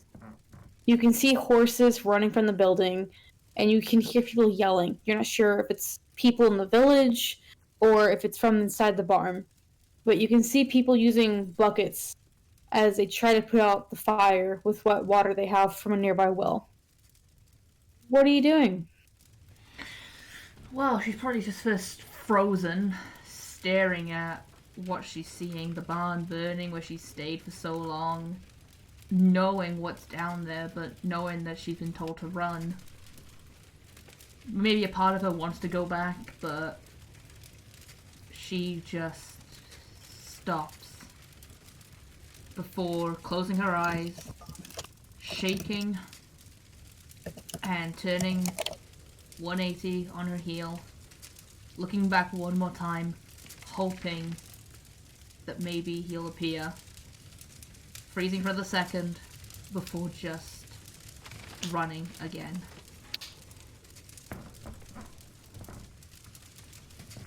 You're running off into the forest, right? Yep.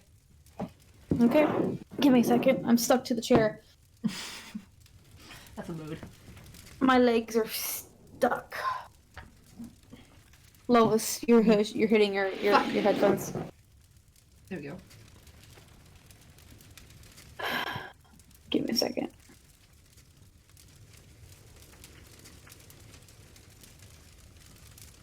Alright.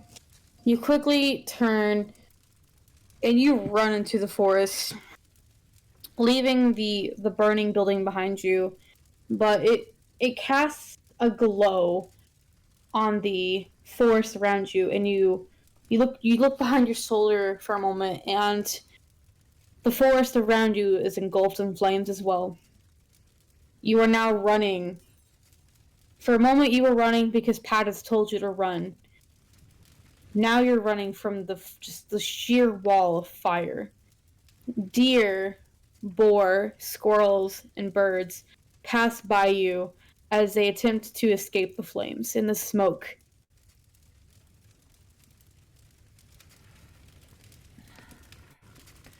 She's just gonna keep running, looking for any escape, any water source, anything that can give her shelter from the fire.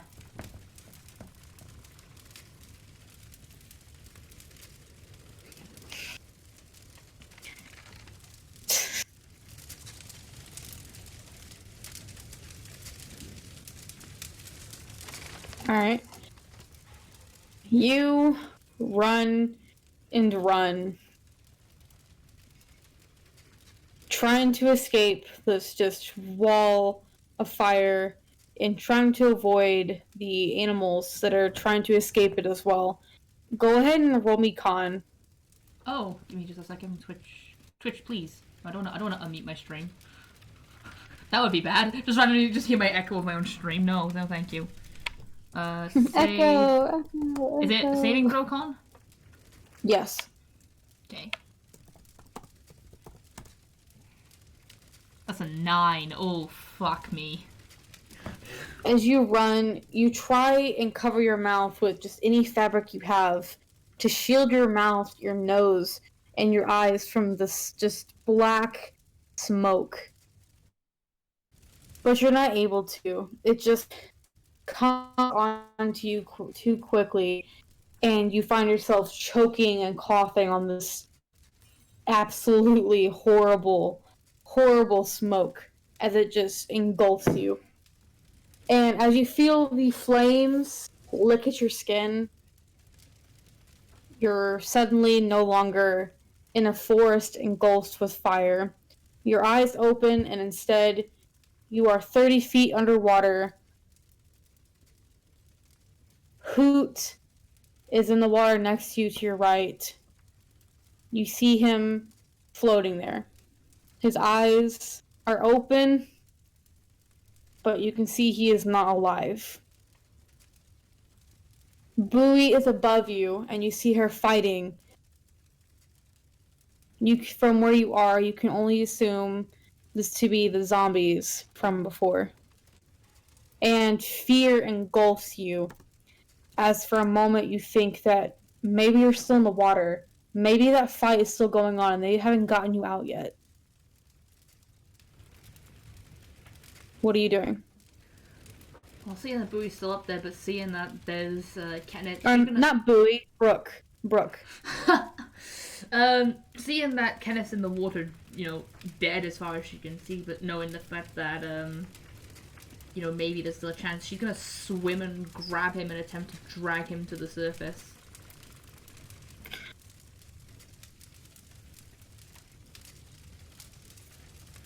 As you attempt to swim to the surface, a hand wraps around your ankles, and you look down, and all the air leaves your lungs as you scream, as you look into the eyes of a badly burnt and charred Pattis. And suddenly... Give me a second. This is fantastic. You open your eyes, and now you're back in the forest.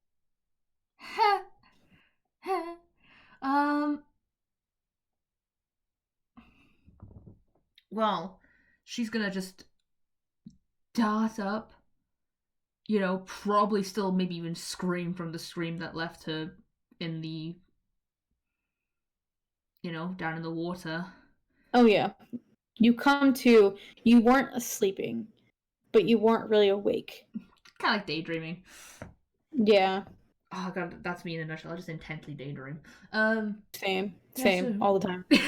People are like, Lois, are you okay? I'm just like, oh yeah, fuck. Yeah, so probably just instantly screaming, waking up, and just gripping the grass tight, and then just kind of probably grabbing her chest and her, her throat, and just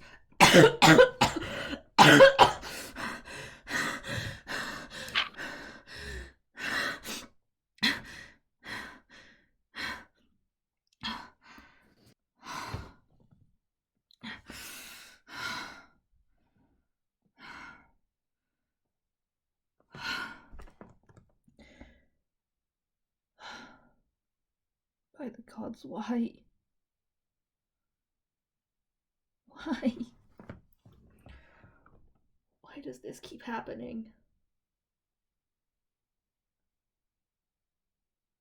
I just want it to end. Please, will you just end? I can't keep doing this. I can't. I don't want this to keep happening.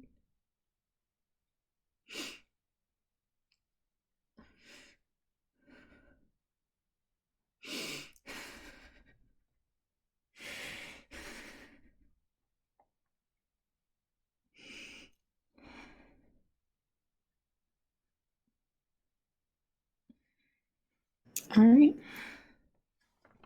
She's just gonna put her head down and just cry again, but not go to sleep.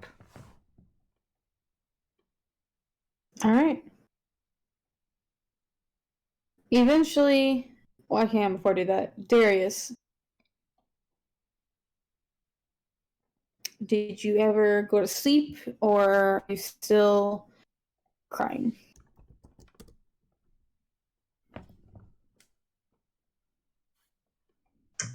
Without the conviction to ever get up and reposition, I imagine he would fall asleep. Okay.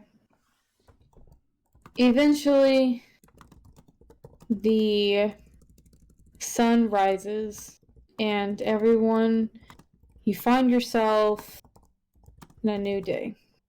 For the ones of you that slept, go ahead and take a long rest.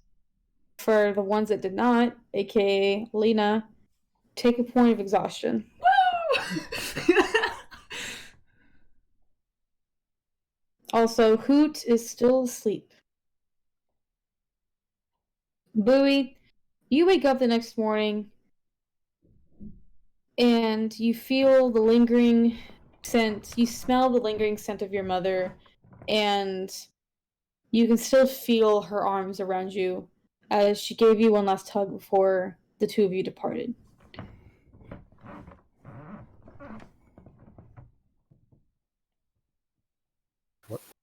The real question is, do I have to pray? I'll do it anyway.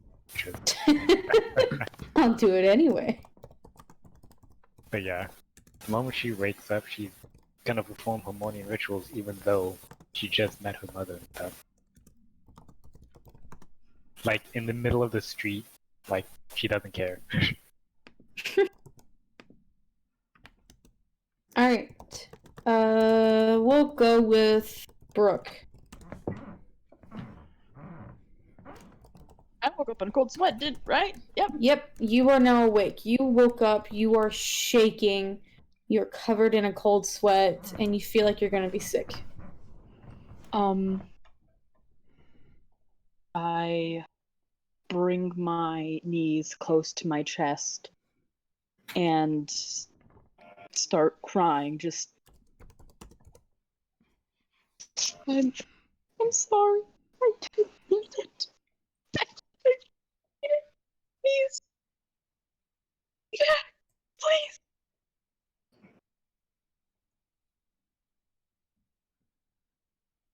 It's gonna stay like that for a few minutes before eventually getting herself together.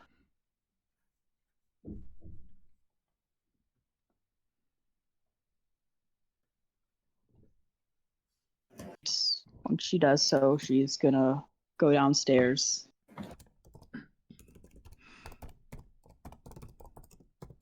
Alright. You head downstairs, and you are welcomed by a lively bar.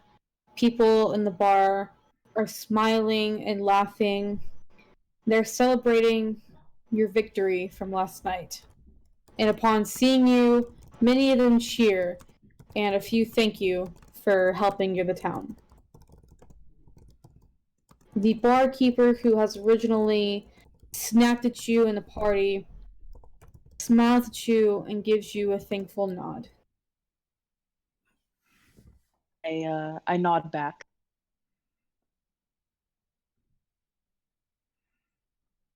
Also, you can tell that it is probably around noon.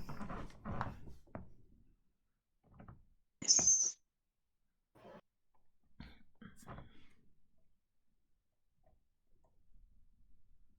I'll look around, see if she sees any of her party members.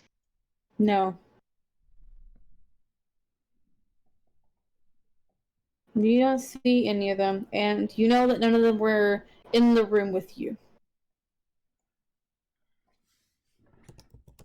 Then she's gonna out and actually she's gonna go to Penelope. Alright. You go to the barn, and almost all of the animals are there. All of them, well, Penelope and Gizmo are there, Kolvar, Kentry, and the, what did you name the Thunderbird, JT? Tias. Hacksaw, okay. All of the animals are there except for Hacksaw, Kolvar, and the Dwagon. Alright.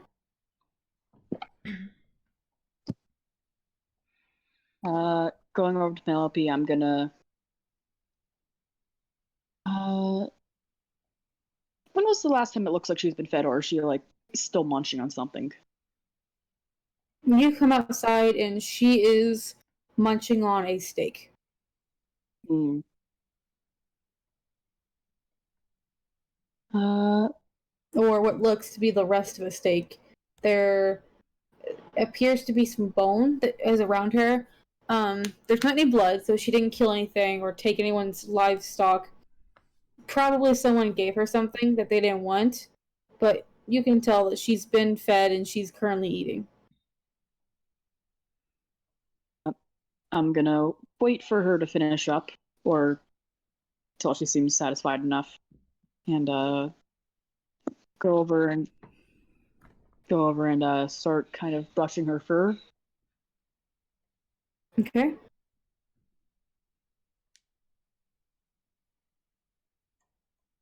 Is this all you're doing? Oh, sorry, I didn't realize you were gonna talk. Go ahead. Yeah, she's just gonna say, "Hey, do you like this?" Just kind of seeing if she likes being brushed, because there might be some shed fur that hasn't been gotten like removed and stuff. You hear her purr, and she rubs her head into your hand. Yeah, I'm gonna keep doing that and kind of just spend time to bond with her.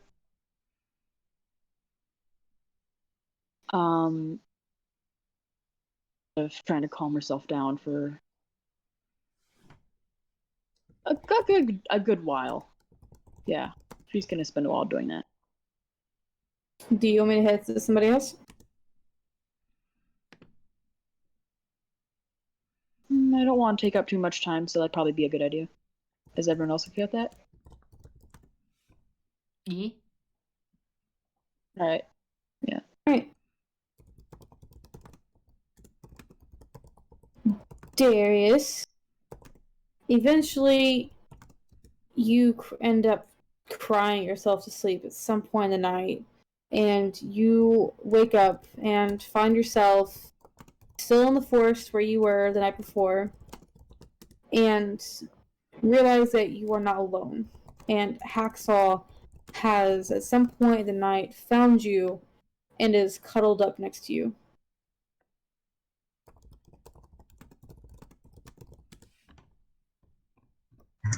How thoughtful of him. I'm going back to sleep. Moo!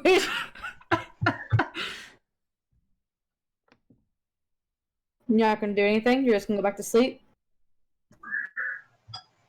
It is an exhausting experience getting out of battle, and it's an exhausting experience seeing your dead friends from your 40 years of life just all splayed out on a battlefield.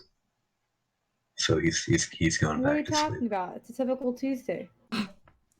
Yeah, it's a typical Calamus Tuesday, and we spent like two Tuesdays here, so that's a lot. That's a lot of mental strain, man. He's going back to sleep. He's earned it. That's fair. Darius is a That's fair. mood. Darius is just a big fucking mood. Mate, I've done something good. I'm gonna sleep all day. I've earned it. That is literally me. That's a good. That's fair. As somebody who Alright. has mental issues, that's fair. Bowie, as you finish up your daily rituals, go ahead and roll me perception. Oh boy, another perception check. Oh boy, it's 2 a.m. 17. What'd you get? 17.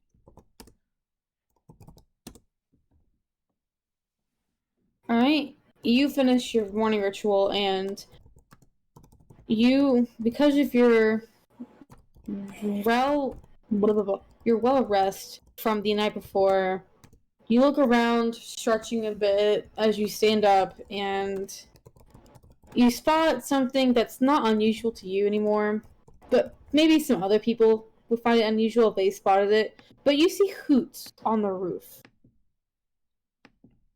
asleep. Huh. Usually the bird is always awake. I'm gonna go check on him. Feline agility up to the rooftops. You're able to easily do that. You reach Hoot, you touch him, and he is cold. I'm assuming this is normal? No.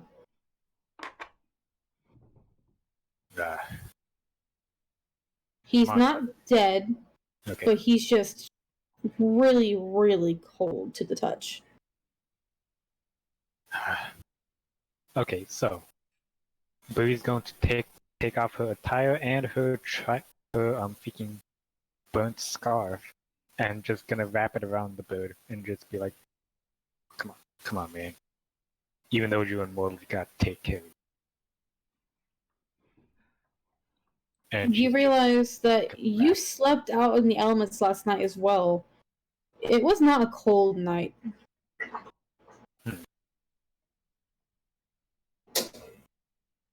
But go ahead and roll me strength. Strange.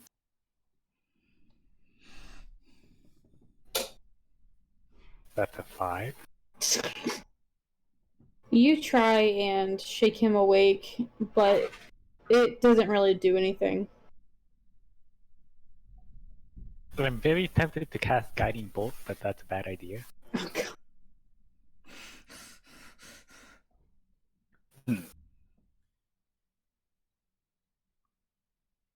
Perhaps Lesser Restoration. What does that do? I touch one creature and it can end either one disease or one condition affecting it. Basically, I can cure blindness, deafness, paralyzation, or poison. So, Jesus? Technically, but Bowie is Jesus confirmed. look, she can't walk on water yet. Yeah. But Brooke can. But Brooke can. Okay, I'm spending one of my second level spell slots for Lesser Restoration. Hopefully it'll help a bit. Alright. You do it. Coot. The last thing you see before you block out is Zahor smiling at you. And then the next thing you see is Bowie standing above you. You wake up gasping for air that you don't need. He's also wrapped in Bowie's entire attire, so Yep.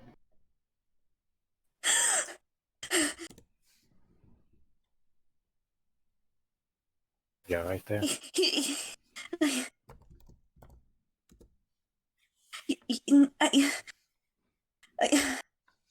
He tries to like get all of the attire and everything off of him, just like feeling over his body, trying to like make himself like. I'm guessing there's a lingering pain in him, correct? Oh yeah, a lingering pain on your hand. He like goes pats all over his body to make sure he's okay before he starts shaking his hand and looking and like holds it like really tightly, feeling the pain.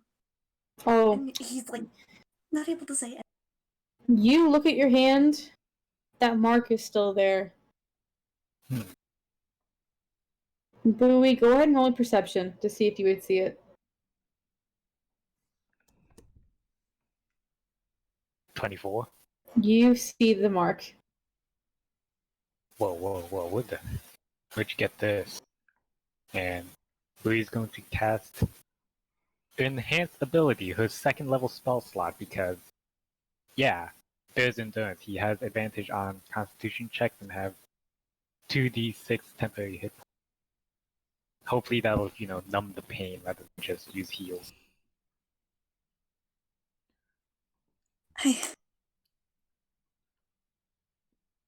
I should tell you. This is a horror. I just so I can see my family.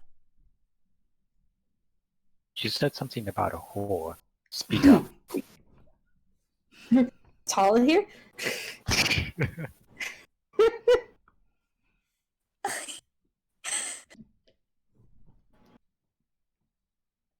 I have to deal. And like he's like starting to cry, holding his hand like to his chest.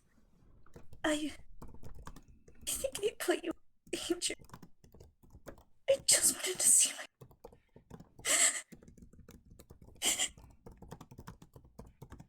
Like he's like gonna slowly like curl into a ball a bit.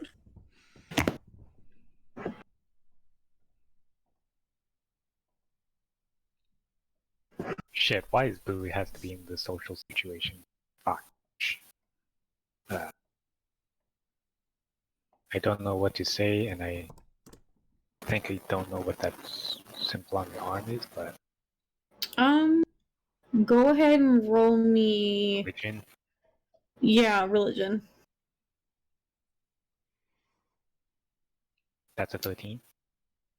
You don't know the symbol. Oof. After a couple seconds, he's gonna kind of calm down and just frantically start looking for his journal. It's in your bag. He grabs it and he starts flipping through, and then like holds up the daggers. Huh? Oh, He it's the flips daggers. through them, and I then- heard. Yeah, and then he like holds it up to wait. I need to find these. I don't find these. I think I put you, myself, in terrible danger. Ah. Okay. More god business, I assume. Yeah, Well, is there a time limit? I don't know. Every life it looks like I've been killed. But I made a deal with one of them. And it's the one that keeps bringing me fucking back. I don't know what keeps killing me, but he keeps bringing me back. But now, if I don't find these daggers,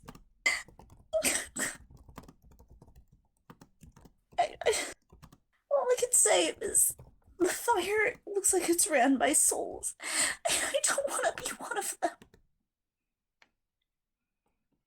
Fire? I'm It's- really... It's a long story. Huh. Let's hope I'm not the only one who got good night's sleep, but... Come on. Let's go somewhere. We could talk about this later, but maybe we should eat first. You can. Hey, I don't. you don't need to eat, but do you want to eat? No. I'm sorry. Well, I'll be in the tavern inn thing if you need to talk again. But just keep in mind, eating is a part of living, and it's better to feel more alive than just to be whatever the heck whatever the heck you are, I guess. Wow. Bad choice of words, I know, but maybe it'll help. Maybe, a nice warm meal or something. Maybe your pets would like it too. Boo's just gonna put her attire back on and jump off the roof, and she's gonna take a D4 of fall damage because why not? God. And Kenneth's gonna attempt to follow. Really? Well, he's not gonna like jump off. He's gonna attempt to get off the roof in his state of mind. Okay. Before you do, roll me investigation. Okay. My investigation is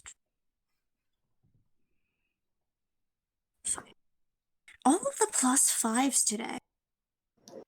11. It's just enough. As you are going through your bag, looking for your journal, you come across a bracelet with a note attached to it that says, "This will be helpful to you on your journey," with a little smiley face drawn on the side.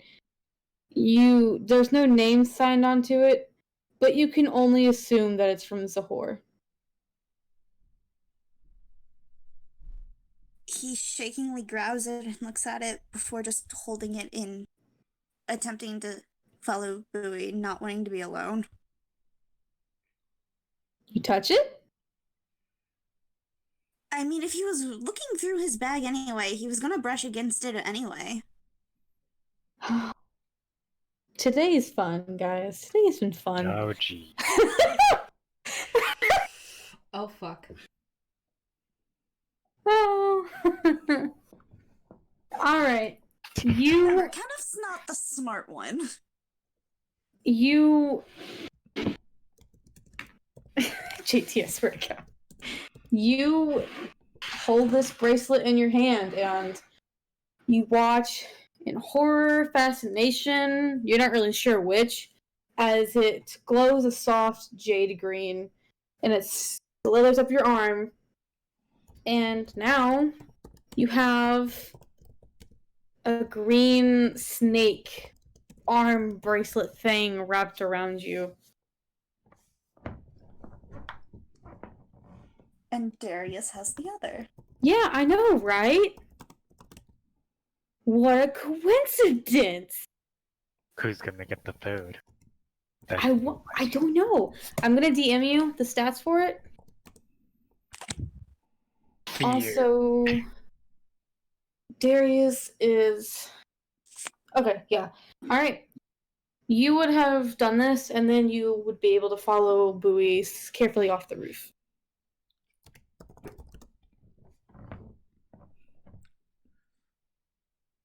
Sorry, I was reading that.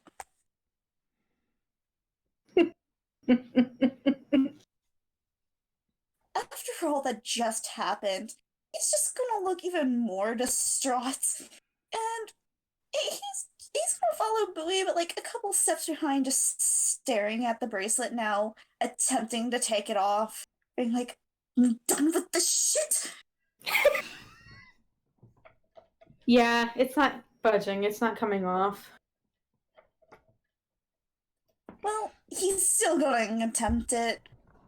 Like, he is just so mentally broken, kind of, due to, I guess you could technically call it sleeping, since he doesn't sleep, so it can't be lack of sleep.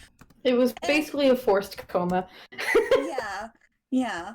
So due to his forced coma, the realization and the pain he's all been through, this is just adding to the layer of fuckery. And so, yeah, he's just looking distraught, and at this point, he's at the calm state of just trying to take this thing off. And if Bowie turns around, she will probably notice this and realize he was not wearing that earlier. Alrighty, Boo's gonna turn around. And Because one, you're lagging behind, and she hears a bunch of fluffles of feathers behind her. Mm-hmm. You turn around, you would easily be able to see it. I'm not even gonna make you roll for it. Oh shit. I almost fell out of my chair. Oof. I was leaning too far back and I almost fell. Oof. You guys would just heard a really big thump and me started crying. Oof. Wait. Where the hell did you get that? She's gonna point out the bracelet. Okay, just finish. She's just gonna point out the bracelet. Sorry. He's just gonna look up constantly trying, like, still fiddling with it. Just take one guess. And he looks up when he says that before looking back down, continuing to try and get it off. You would recognize this. It matches the one that Darius has. Did Darius even show it in the first place? I think you were one of the ones that saw it. Whenever we were discovering all of the cursed items and everything, it was able to be shown at one point. Yeah, you were able to see a little bit of it. Everyone saw it at least once, I think. No, I don't think anyone actually saw it. I think we realized something was glowing, but nobody questioned it. I think like only two people. I think like Alina and who almost saw it, but he told them to bugger off, and they actually did. Oh, okay then. I don't think anyone's actually seen Okay. it. Yeah, I remember that's what happened, because it was when Alina figured out the stuff with Hooch's journal, and then you were like, hey, roll perception, and we noticed it, but there's just like, hey, it's nothing, and we're like, okay, we're gonna just not gonna bother questioning it. Because at that point, Kenneth was over his shoulder like a sack of potatoes, just crying. Yeah. Okay, yeah, then you've never seen this before. Do you feel any different, and can you take it off? But I'm guessing you can't. Yeah. no, of course it's not cough. I wouldn't be struggling this much. And does he feel any different? I mean,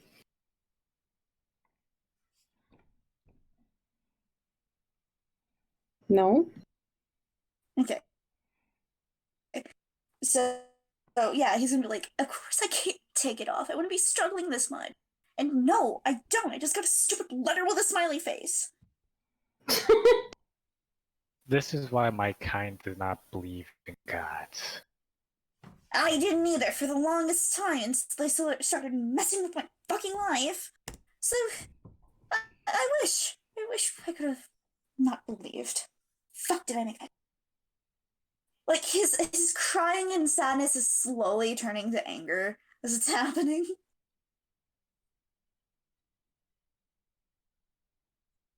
Maybe something with remove curse might be able to help, but I'm not so sure. We should probably discuss this with the rest later on, if you want to. I need to. It's not a want anymore. Okay. I'm pretty sure the others are in the tavern. I do remember that Alina's sleeping elsewhere. Okay. So, You know, as a person who doesn't eat, something warm does sound really good. not Can we just do what warm. you suggested? Yeah, not just warm, but taste. Also, don't eat the forks. Just keep that. I'll try not to. It's weird not. The beat doesn't. You cut off a little bit. What'd you say? It's weird. I'll try, but it's weird not knowing, and the beak doesn't help. True. Maybe I can teach you how to eat again. You know?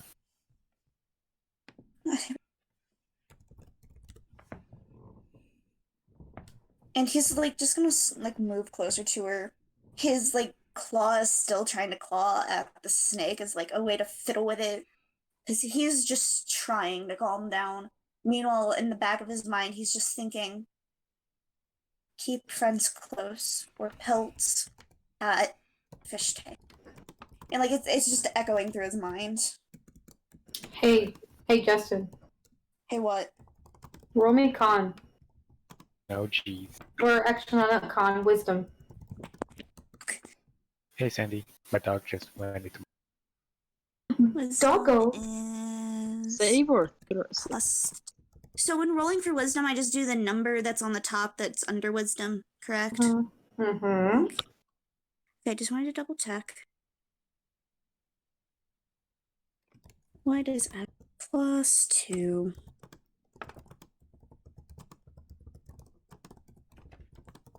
$15? Okay. Carry on. Oh, fuck. So that was too low. Good to know.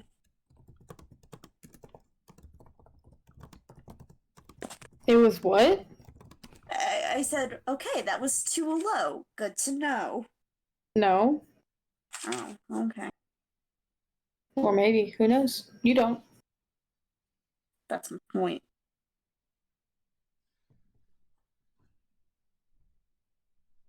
Okay. Alina, Oh. Oh shit, hi. what are you doing? Well, after probably crying for half of the night, probably not able to cry anymore due to dehydration. Probably just gonna let me just double check like my spells. No, that's actually that is right. Oh god, I'm still gonna use my new layout and try to like remember how everything works. Because I have like 3 different Chrome tabs open like on separate Chromes because just to record everything. You're not sure when they got there. You don't even remember them getting there, but you're suddenly aware that Kolvar and Kenshri are cuddled with you. Oh, my babies.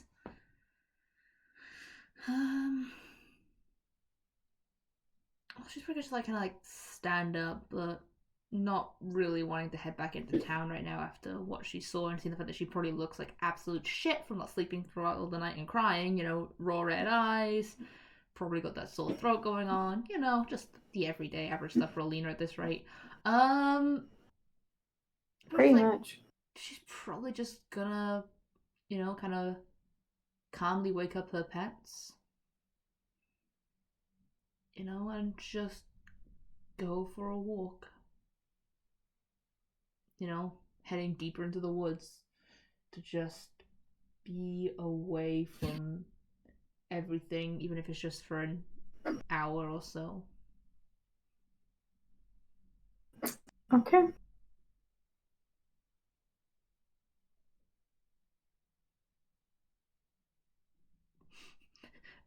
Hey guys, Yes?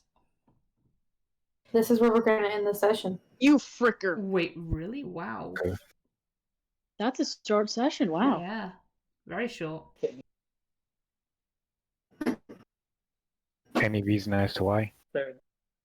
Keep you on your toes. Frick Oh you. boy. No, I'm joking. If you guys want to continue, we can. I'm just wondering if you guys want to stop here, since everyone's character seems a bit spread out, and at the moment, everyone's off doing their own individual little thing. I'm happy to continue because Hey, the viewer. I can do whatever. All right, we'll keep going then. Yeah, no, I'm still in like a. Oh. Mr. Silent Protagonist, man. Oh wait, he's Yeah, away. he's not here right now. He's BRB. You know, no, imagine him just like he comes back and we're all gone. He's like, "Where'd you guys go?" my friends left me. Yeah. It's just like last time. They're all. Why? Why would you do that? Horrible. I get to make these jokes. Frick you. No.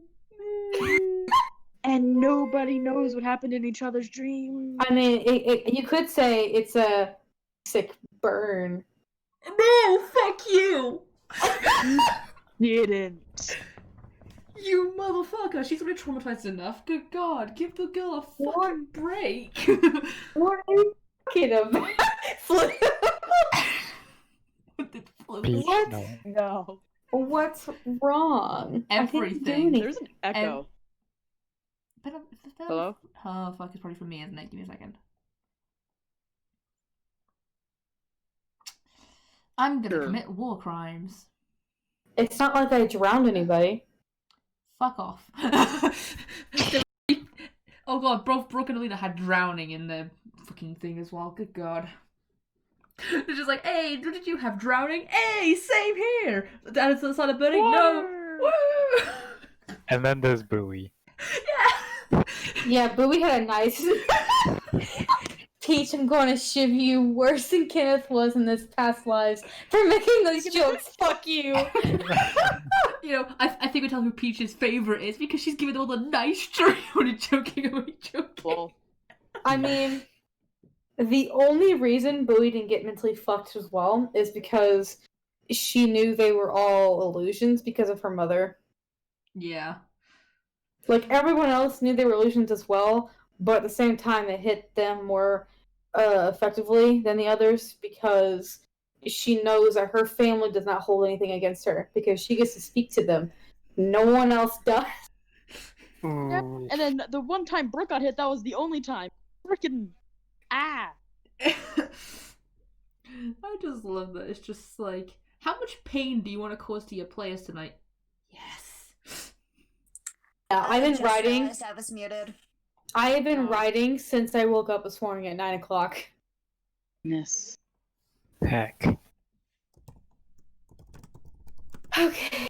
This is what good preparations can do. It can either make us love you or hate you, and right now we fucking hate you. Hey, let's make a deal with her to make sure this doesn't happen again. Oh, you want to make a deal with the demon again? No. That's No. You didn't learn from your Isn't that mistakes? technically one? I mean, do you make a deal with God again? Because you see how that happened last time. I mean, how much do you want to fuck up the story? It's Mhm. got two hands. Not for I'm long. kidding. Not I for mean, a you're the lot. one who drew him with 4 fingers instead of 5. You said 4. Did I say 4? I don't remember. I just said yes. Because I don't actually count how many fingers he has when I draw him. I just draw them. Great. Also, now my sculpture's not accurate. It's fine. Ah, Eh. Was it on his left or his right hand? I will let you decide. Which one's your So me- dominant hand? Well, Kenneth's ambidextrous. So he That's has ambidextrous. Yeah. that word. He's Yeah. multi-handed. His right that hand. sounds so wrong. It's on white. On his right? Yeah. Okay, cool, because that's the hand you don't see. That's his magic hand. So that works. Exactly. That's why in the picture he has a sleeve. Also, the snake is also on the right hand. It's on the right sleeve or right arm. Ah, Okay. So Kenneth basically has 2 arms. One of them's normal, and the other one's pumped full of magic cantrips. One Okay. of them's normal, and the other one's just fucked. Man, One's normal, and the other one's like, can you just cut this off, please? it's like fucking Cleric Beast all over again. One hand is normal, the other one he's obviously been using something in his spare time. That's how big it is. oh my god. Exactly. Oh my Why'd you god. steal? know. Why'd you steal Guys, my JT is GoPro? back. Welcome back, JT. Welcome back, JSTS. Also, Floof, I read your thing, and when they read it out loud, I laughed really hard. You could definitely use Kenneth as the butt of your joke. I don't mind. I loved it.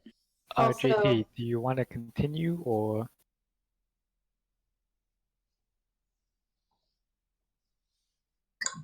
Are we considering ending the session? Up to Yeah, her. Peach was. Up to We her. can continue, but a lot did just happen. If everyone is okay with ending, that's perfectly reasonable. Part of me's like, that was a really good place to end, and then part of me's like, I want more. Yeah. Meanwhile, Yeah, I'm just like, exactly. I have so many things I need to do. More. I feel like we should leave it at that because it's like a really good ending. It was really short, however. It was only 2.5 hours. That is very short, yeah. I know it was really short. That's why I'm letting you guys decide. To be honest, I've got all night. If you guys want to continue, I'm down for continuing. Yeah, I am If you guys would honestly rather down. if you guys would rather go to sleep, yeah, that's cool too. Sleep is for the Me? weak, and I'm on Sleep? fall break. Lois can Every- sleep. I thought she and Alina were traumatized. I mean, what? Shush. Peach, Kenneth I doesn't was sleep and neither does shaking when I. you did mine. I don't know why. Were you in the water too? No, I was just like, oh gosh, we're finally getting to and oh no, it just made me feel the emotions. Look, for it. it's sometimes Dungeons and Dragons can be scary. It's That's- like Dungeons, Dragons, and Depression. I'm Listen, doing my dream. That just hit me. until I make one of you have a panic attack, like Pipe made me have one, then my job is not complete. God. I mean, Until one of you has a panic attack. I'm home with you. Exactly. Until one of you has a panic attack, I'm not doing it well enough. You're You gonna know have what? to catch You know me what, guys? after I work out. Then exercise makes me go into panic attacks. Have this doggo to calm. yes. Good So we boy. continuing? Is it all continue vote? Yeah, I think it's all continue. Yeah. Alright, give me just a minute. You guys can talk yourselves. Yeah, we're having a Onward break. over here. Oh boy. Intermission. Let's all go to the lobby. Enjoy this intermission. Hey Please grab a guys, snack. go grab snack, go grab drunk. I just want to say that was one of the best roleplay I've ever done in my life when I did that with Alina. Oh, that was great. I have been practicing to try and like get better in certain areas because I can't scream and shout well, at this time of night for me because it's 4:30 in the morning for me, for example. And so I can't scream and shout. So I was like, you know what? I'm gonna start practicing how to sound like I'm crying. I already know how to fake cough. And just think, okay, how broken is she? I know how to fake cry because I have years of experience. Also, can I just say I found my new favorite character to roleplay as. Oh, Zahor. Because you're gonna be like, I love him. I love that personality. Do you like the whore? What? Yes, I do. I see. And guess who's the whore's bitch? Tala. It's the bird!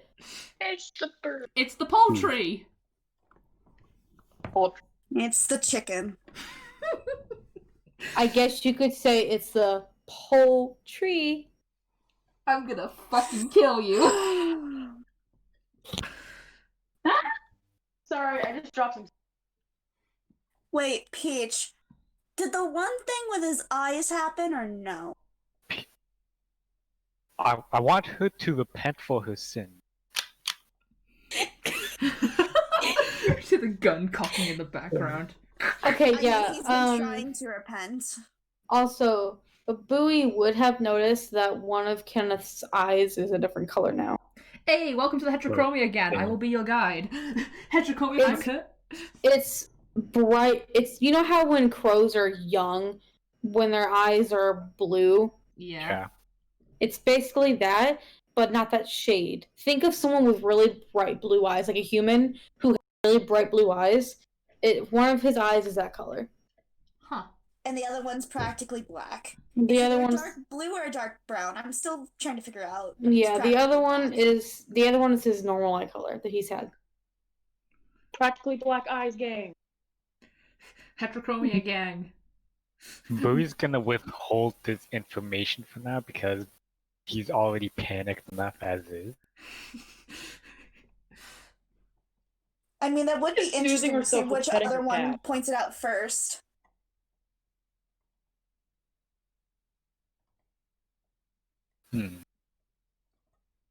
But yeah, So is the tree like burned into his skin, or is it more of a carve into his skin? Because like his texture of his arm.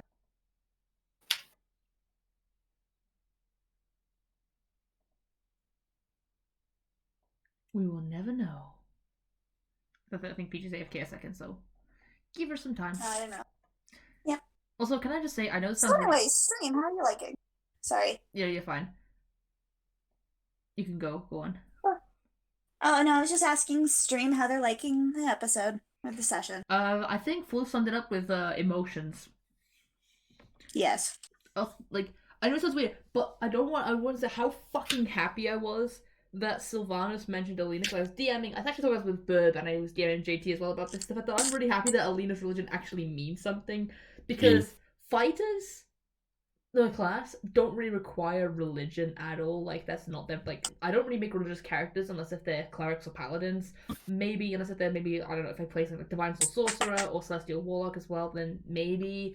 But I don't really have religions for a character, so I was really happy out of character. Like, my religion actually means something for once, despite me not playing a class that needs religion. Yay! The bird doesn't know his magic yet.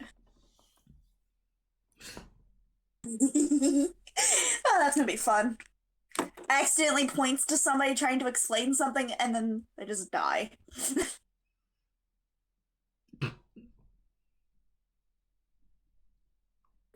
Whoop whoop.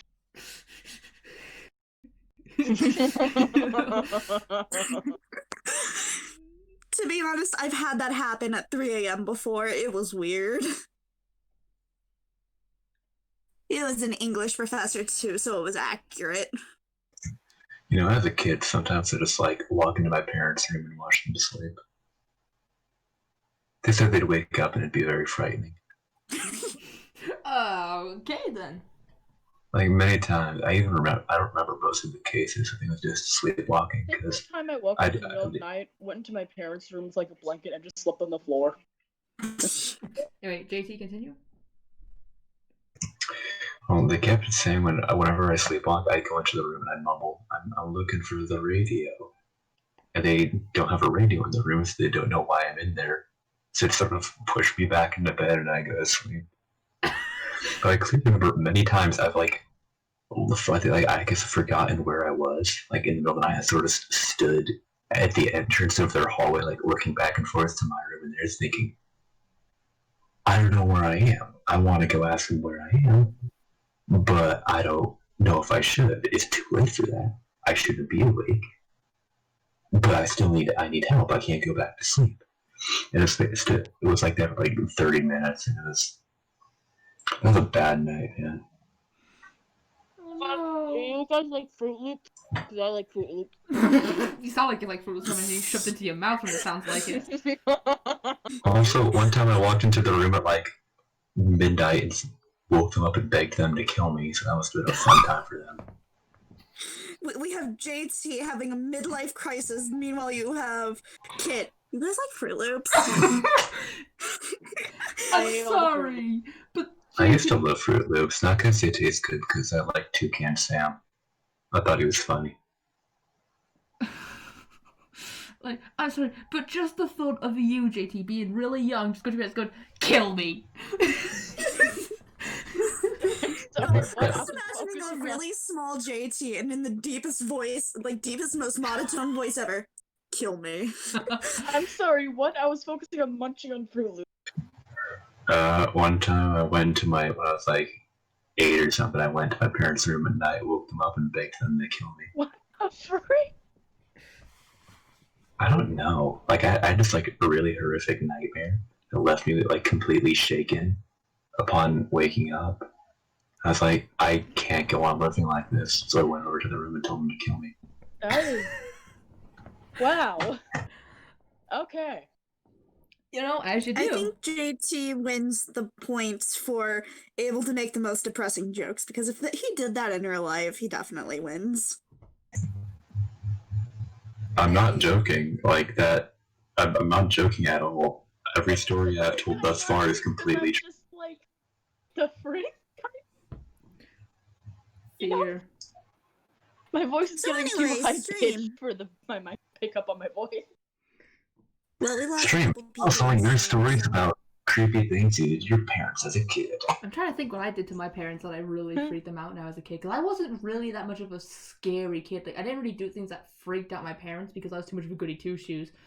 Was anything weird? Oh, yeah, I'm a goody two-shoes, and I still freak out my parents. I sort of just, no matter what I do, my mom's always afraid by me. Just a specific incident. One time, I was like basically in the room outside. Like I don't know. And I someone literally JT called out to my or mom. something, told his parents like he like what like this was like the middle of the night. You told your parents this, like Yeah.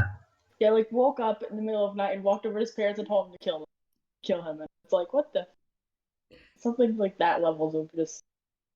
I'm sorry, what? Okay, apparently I've been a fairly normal child aside from crime. So that's good.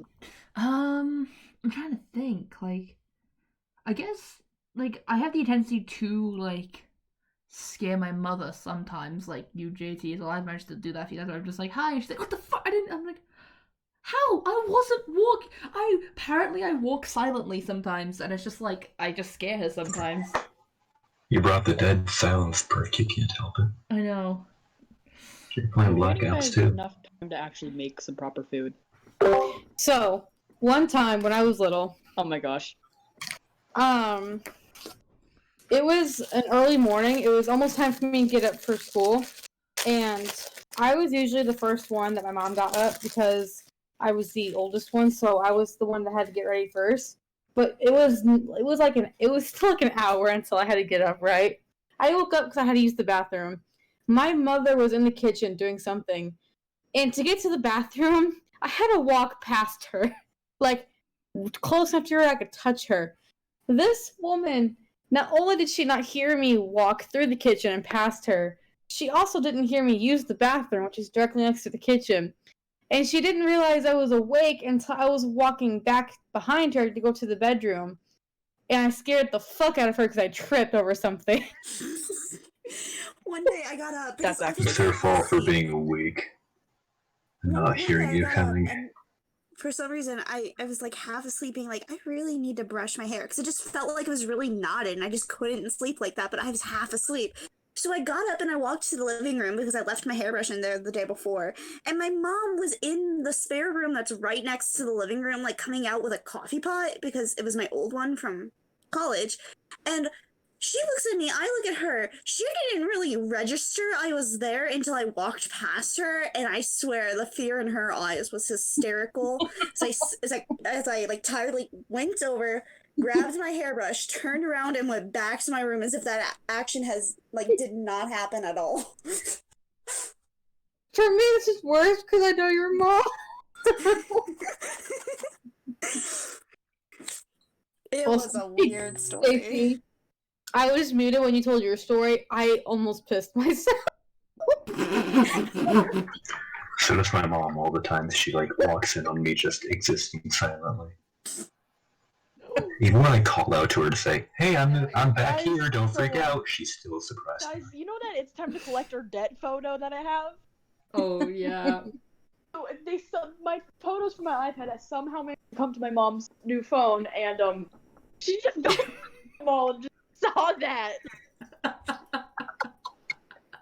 No. So should we get back and Yes. finish intermission after Yes. Lois gets done laughing?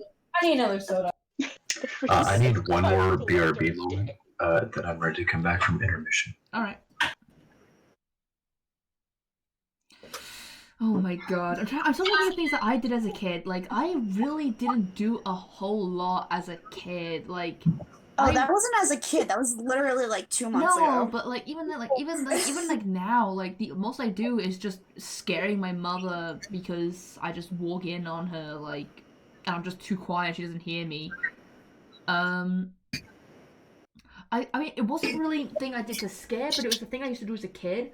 You guys know my cat Pink, and I'm surprised she loves me the way that she does because here's the thing, when I was a young kid, I used to go a bit crazy with scissors, and I used to go, ooh, yes, I'm gonna give my cat a haircut, and I used to snip so much fur off of Pink when I was a kid, that she would be walking around, bald patches everywhere, half of her whiskers gone, and she would just look like a fucking mess, and she'd be like, Lois, did you do this? No. There's fur in your room. Wasn't me.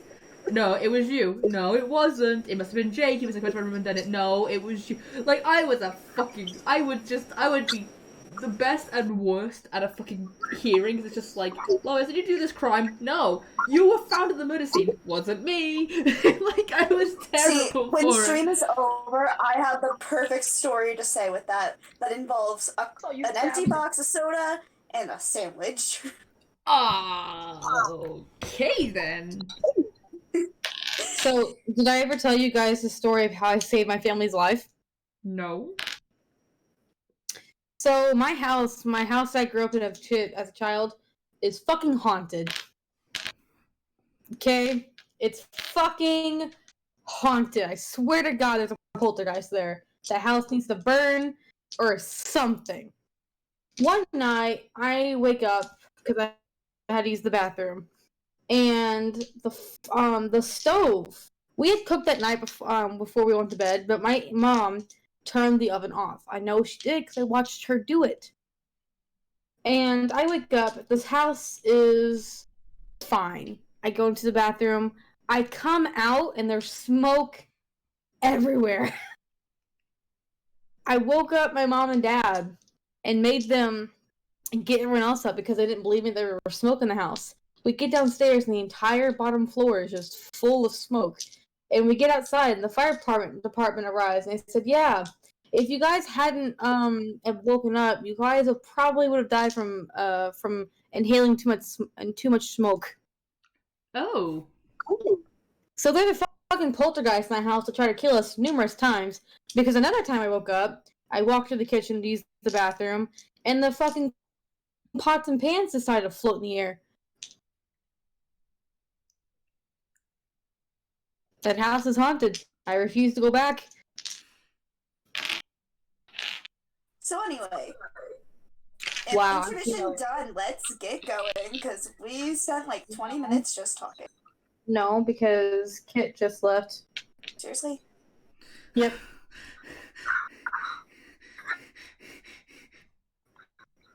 This is the intermission that never ends, that never ends. One day.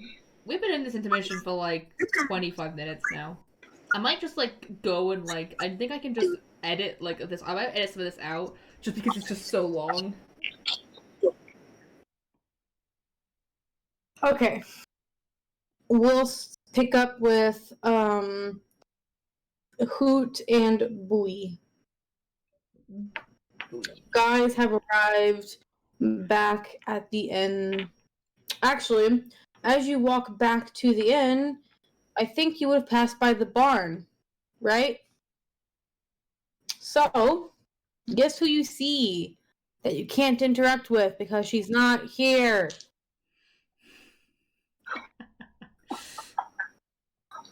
A fish. The fish. Lois, go ahead and heal Alina, by the way. Oh, wait, no, you can't because she can take a long rest. Mm-hmm. For once, Kenneth's not the one with the lowest health. Alina still has high HP than you, even when she's injured, I think. Shh. Yes. He has 45. Oh, wait, no. You're lower than him by 1. And I'm not even fully healed. This soda tastes good. If only it wasn't the last one. If only I wasn't going to show up with another 3 to 4 cases of that tomorrow. Yay! That or Hey. it might be Pepsi because we're trying to find what's on sale. No, you're fine. I don't care. It's soda. Can you also get potatoes? What? Potatoes. Potatoes. Okay. I can get a bag of potatoes. Try and get a bag of like those really small ones, and then a bag of the the other size that we usually get. I'm just gonna get a bag of potatoes because I honestly don't know what it means. Message me after stream and I'll decipher it tomorrow. Alright, cool, she's back. You guys walk by the barn as you make your way to the inn, and you see Brooke inside, cuddling and petting Penelope.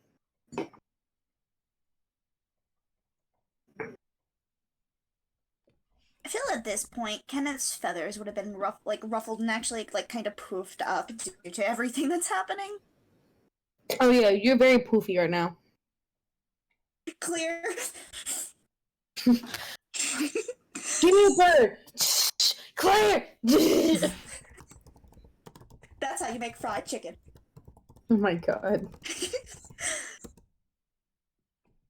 That is the best addition so far. So, does Brooke see us, or do we just see Brooke?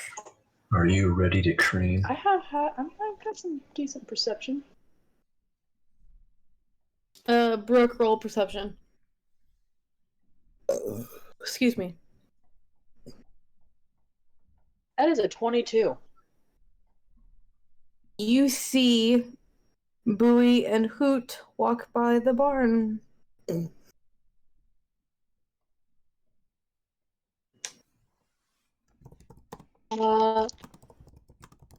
I'm just gonna wait for them to just go, hey! Kenneth's actually gonna jump a bit. I've been shot! Sorry if you hear random sounds, I'm making food right now. How dare you? I'm hungry! Is Burb gonna say anything? I mean, Bowie? Burb? Is anything? Words? Did Burb go AFK as well? Oh, fair. Speaking the entire time and I didn't realize that my mic was up. I am so sad right now. I am just wanna.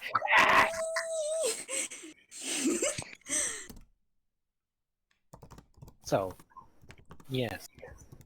Who's gonna say hi? I'm not gonna say the rest because fuck explaining all of that. So, Kenneth, you wanna talk book now or later? Hey,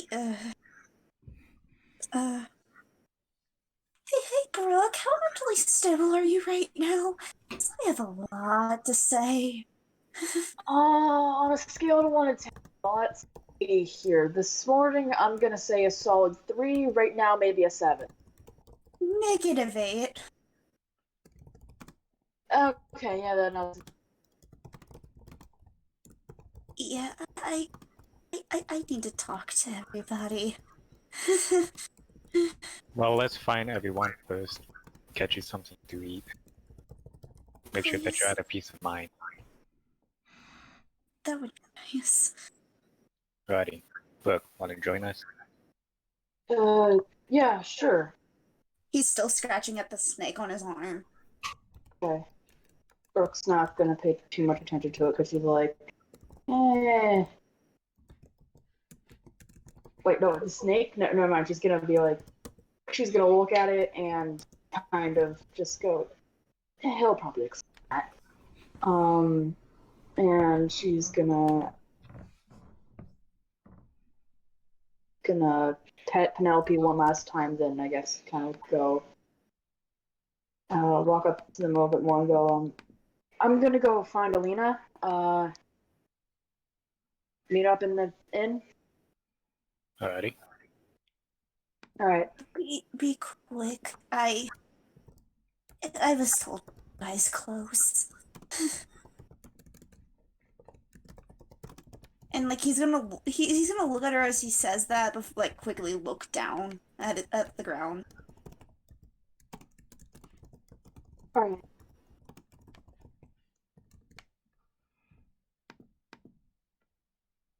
Well, Bree's gonna reach her hand out over to Kenneth and just like, come on, let's get going. And he's going to follow. At a kind of slow pace, but Not Yes. gonna take her hand? Okay. well, no, the way you said it, I didn't realize she was holding it out. So actually, Excuse me. Oof. Did Hoot Hoot die again? When didn't he die? Did Can't. Hoot Hoot commit self-shoot? Go shoot yourself. Okay, I will. Let me just Not you, Barb. oh. The fish. Okay, I'll help with that too.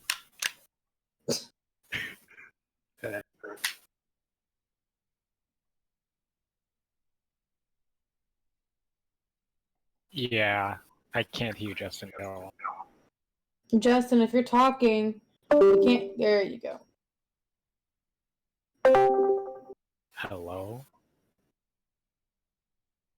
I hate Discord. We You all don't. do. So where did you last hear me?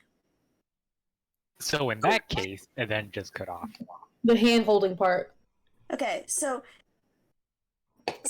he's gonna see her hold out the hand, and he's actually gonna take a couple like quick steps back, and he's gonna look like almost fearful. I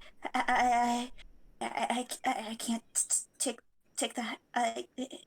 Long story, and like his stutter is gonna like come at like back really really badly at that. If I get cursed, I get cursed. Okay? It's sorry, and he's just gonna like kind of like walk past her, his hands just fiddling even more. And she's gonna enter the inn. So,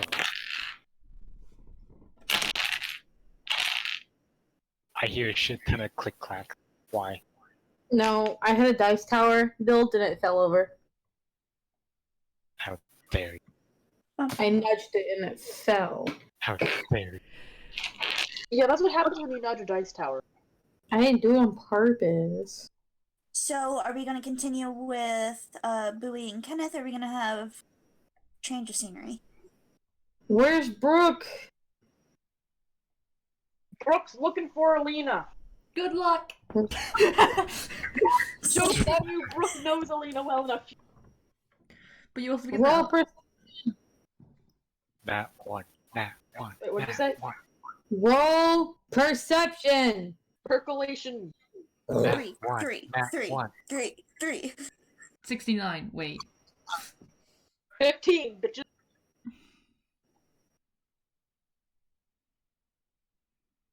You, Alina, or Lois, I have a question. Yes. Is Elena actively seeking out a place to stay alone so she doesn't have to interact with anybody? Not actively seeking out a place to be alone, but she's not actively trying to make sure that she can be followed. She's just walking, but she's like not like going, I'm gonna walk on the main trail. She's just kind of just wandering. Okay. Go ahead, Brooke. Roll me nature. Track. Would it be survival for tracks? Yeah, let's say if it was tracking be survival, which I do have Or do you still want me to nature? Do whichever, I don't care. Oh, I'm sorry. Whichever, doesn't matter. Whichever one's higher.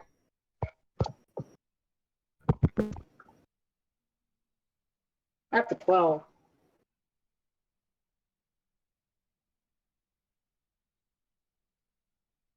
Um, it's hard to spot.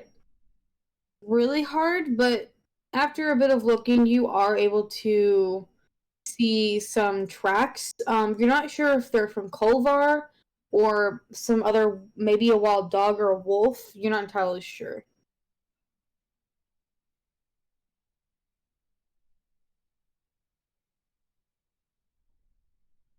I'm gonna follow them for a little bit.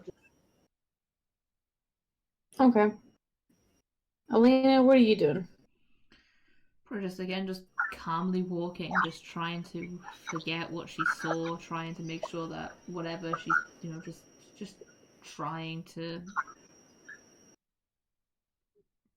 just I don't know, just trying really. Okay.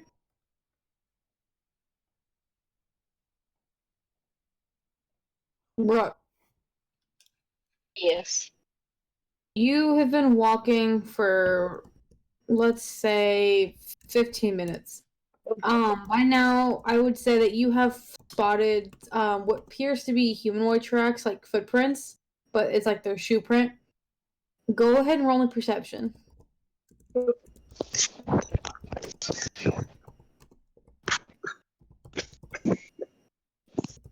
That's a 13. I rolled a 15. Actually, I'll let you go and keep your 15 that you rolled earlier. Because I did just like forget about it, kind of, sort of. You are able to spot Alina, but you're not really near her at the moment. You can see her walking through the trees a little bit away.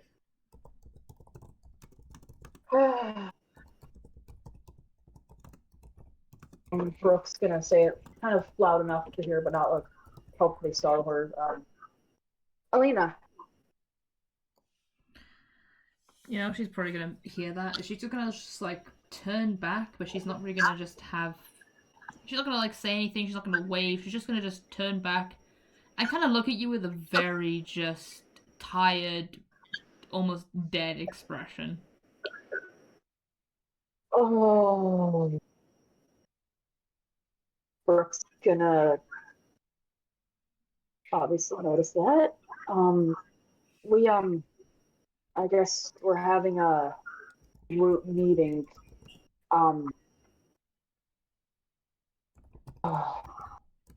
Alina, hey, are you? No, you're not okay, clearly. But did you get enough sleep last night? She just. What does it look like? That you didn't, and I'm hoping that maybe you had a really bad dream that didn't wake you up in the middle of the night, and you just got enough sleep, and that that's the result of whatever, and maybe the battle as well. I'm an optimist. I wish that was the case. Damn it. I couldn't sleep. Not after what happened. I wanted to, but I knew what would happen if I did sleep, but even then I didn't sleep and it still happened.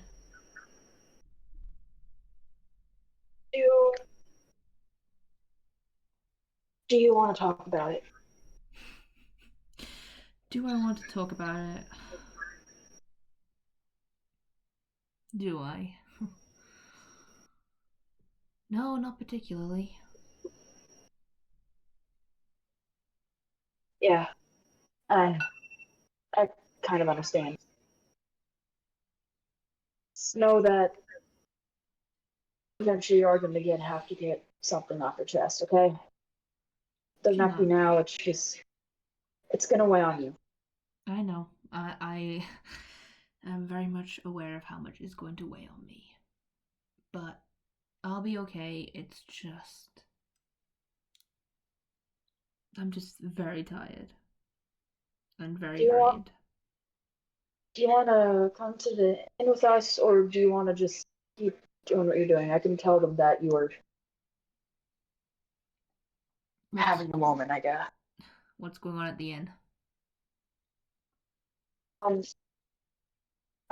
Kenneth kind of, yeah, something happened, I guess.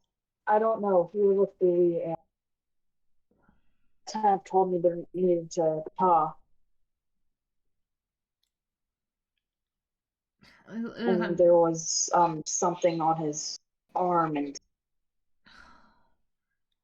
yeah, he looks kind of flustered. She kind of like rubs her eyes and kind of just like almost like a face palm. I seriously can never leave you guys for one night or even 1 minute without something happening. Yeah, I'm sorry that you kind of have to be the adult of the group most of the time. I know. I don't mind, it's just... Sometimes I would like a day where I could not worry about you guys hurting yourselves. No, he didn't look maybe more psychologically hurt than physically hurt, I guess, which is not a good thing, but I guess there's no physical injury to heal. She kind of just like looks up and just kind of just shakes her head and just goes, "Doesn't matter. An injury is an injury, mentally or physically." I should go back and help him, but at the same time, I don't know if I'm able to. Not Lena, right now. I'd say focus on yourself, okay? I know how it feels, okay? Sometimes you just need to focus on yourself for a little bit. Let us take care of it, okay? She nods and she goes, "If I come back and there's a dead body and someone's on fire and something else really weird happened, I'm putting the blame on all three of you." That's fair. Alright. That is totally fair. I better not come back to that. If I do, I'm not going to be everyone a very happy person. Yeah. Great, then there'd be 2 grumpy people in the party. Hey, I want Alina and Brooke to roll perception. Oh, no. boy! Oh no. I get disadvantage now because I got exhaustion points. I got a 21. 2d20, keep lowest 1 plus 11. That's wrong one. Nerd. Fuck you. Keep lowest 1 plus 11. That's a 15. Guess what, guys? What? You are talking. You see an unconscious Darius with a Thunderbird. He's not close to you. You actually... Brooke is the one that notices him. He's blending in quite well because of his green outfit. But you are able to... You stare at this bush for quite a few minutes as you're talking to Alina. But the more you look at it, you're like, wait, that's not a bush. And you're like, oh, wait, that's a Thunderbird. Oh, fuck, it's Darius!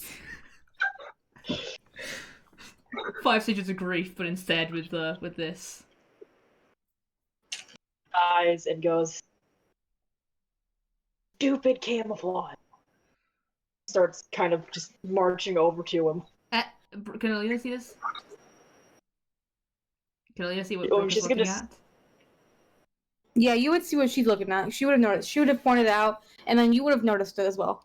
The second Brooke's gonna watch it, Alina's gonna like grab her by the shoulder and go, "Brooke, let him sleep." I'm not gonna wake him up. I'm gonna make sure he's okay. She's gonna kind of like put like her head, like her hand on her like the top of her head, just kind of like drag it down really slowly, just kind of just like, if you wake him up, you're taking all the blame. Thanks for taking the blame. Because I am not waking him up. I am not waking him up either. I'm making sure But anything bad didn't happen to him. And just shake her head again and just go, and just kind of just like mum stuff. I swear to God, I literally just can't handle this today. And she's gonna just turn around and just kind of just like, not so much walk the direction, but kind of just like have her back kind of face to them as if she's like not at all involved. Just like, I just don't need to be here. They don't see me. I don't see them. It's gonna be fine. Yeah. Brooke gives a thumbs up, even though Helena's not looking. And continues walking over to Darius. Just to see if he's like, if he looks alive enough. Yeah, he's breathing. Brooke puts her hands to her mouth and actually thinks for once, and then puts them back down. Is like, that's probably not a good idea. And then walks back over. He's alive. I didn't wake him up. You're welcome.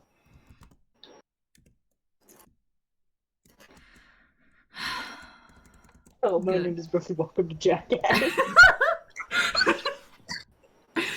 Not again.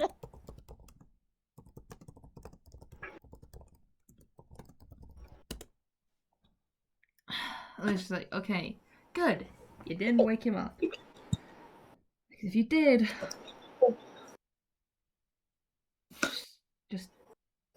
she just shakes her head.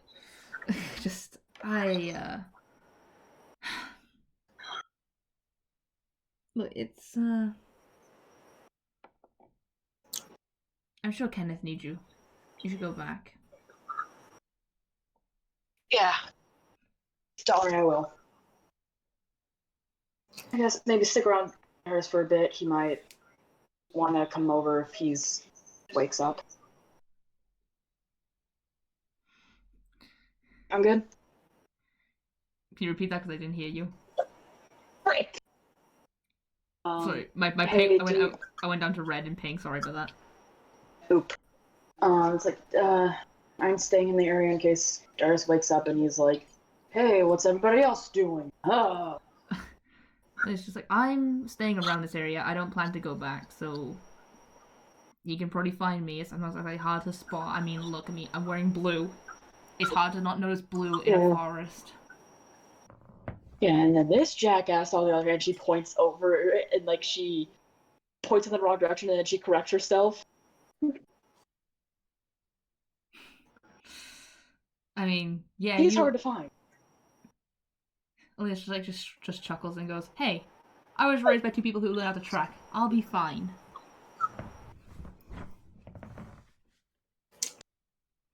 Will you though? Maybe. She has an exhaustion point, so maybe, maybe not. Hey guys, wouldn't it suck if like Adam reappeared right now? Hey, how about you fucking don't? Freaking dare. I think Kenneth would willingly let himself die at that point, being like, you know what, this shit is so much. So much in 24 hours. The fight that never ends.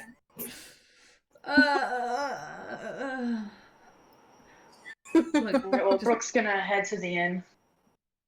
Alexander just like, you know, like see Brooke kind of like disappear, kind of like back to Darius and just kind of just go side to herself, just seeing that and she could like not hang around. She could like hang around the area, but not be like close, but just kind of like be like 50 foot away, kind of just settle behind a tree and just be like, just in case if something happens. At least she's awake and there in case something happens.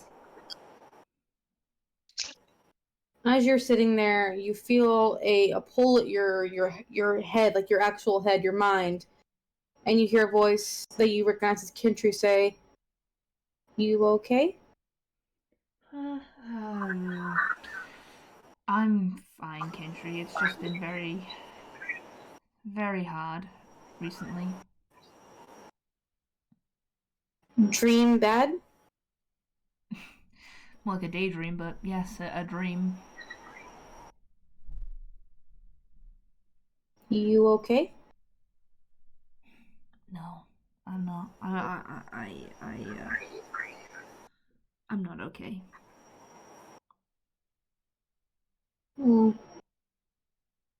Kind of lowers his head a bit and rubs his head against your cheek as Kolvar comes and sits beside you as well. Just like scratches, like Kintry's like underneath his little head, and then just kind of like scratches behind the ear on Kolvar, and just. As you do that, you hear Kentry give like a sort of quiet purr, and then you see Kolvar's tail, like his foot is thumping the ground. She kind of like goes onto her knees and kind of just like kind of like rolls Kolvar onto his belly and just like scratches and goes, "You're a good boy. Yes, you are. You're a very good boy." You can tell he is enjoying himself very, very much. So I kind of like look around. Maybe there's probably like, maybe like a stick nearby.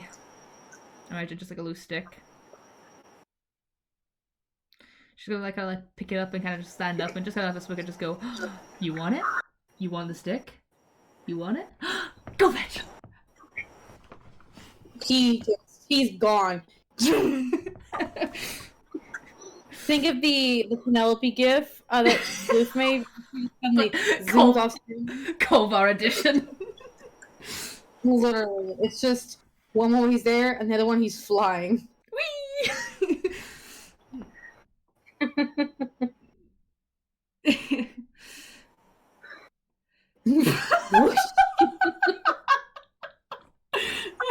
The fucking frame is so good.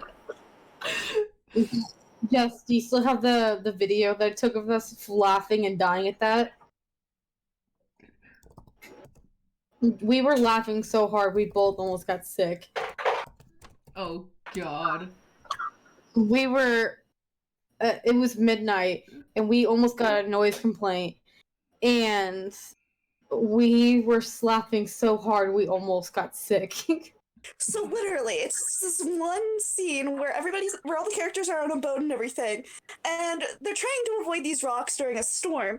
And as the boat makes this really sharp turn, it goes to the shot of like the little thing that you're seeing in the picture, and you just see the same frame of just that dragon in the very, very foreground, because you got characters in the background, but in like the front, like the farthest to the front you just have the same frame of just that, just go really across the screen in like 0.5 seconds, and then the scene is completely different.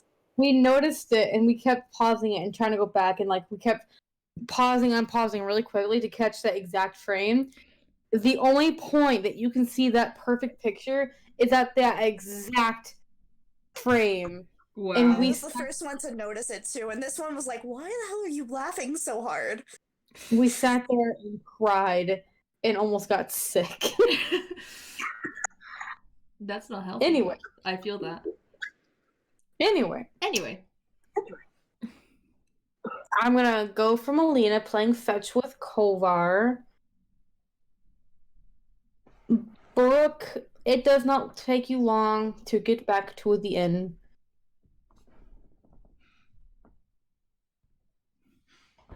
Yay. Yay. What are you doing? Do I see Kenneth and Bowie? Would you guys have gone back to the inn? Most likely. Yeah, I think we went to the tavern. Then yes, it's the same place. Yeah. Then yes, you would see them. I'm gonna walk up to them. Paris is asleep. Alina looks like she went through some shit, so it's just the three of us right now. That's fine. They do need to sleep after all. We can't keep being the parents of this party. Sometime we're gonna have to grow up and do it ourselves. Maybe. I need you guys to tell them what I say when you get the chance, okay? We Alrighty. will. Should we head to one of our rooms first? Yeah, I don't care. Yeah, we should most likely discuss this in private after we get a meal, of course. Yeah, getting food is. Yeah, that sounds like a good idea. Yeah, I'm hungry. Okay, food. Yeah, good idea. All right. You guys order food, and the same tiefling woman who has gave you your orders before gives you your food, and unlike the other times, she is not rude this time. She actually says good afternoon to you guys. She asks, well, she doesn't really ask how your night was. She can pretty much tell on your faces. She thanks you for helping the town, and then tells you to enjoy your meal, and then goes back to what she was doing.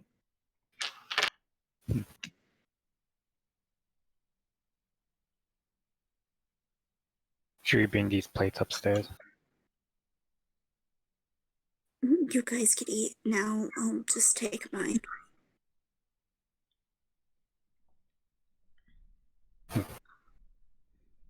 If you say so, we can eat.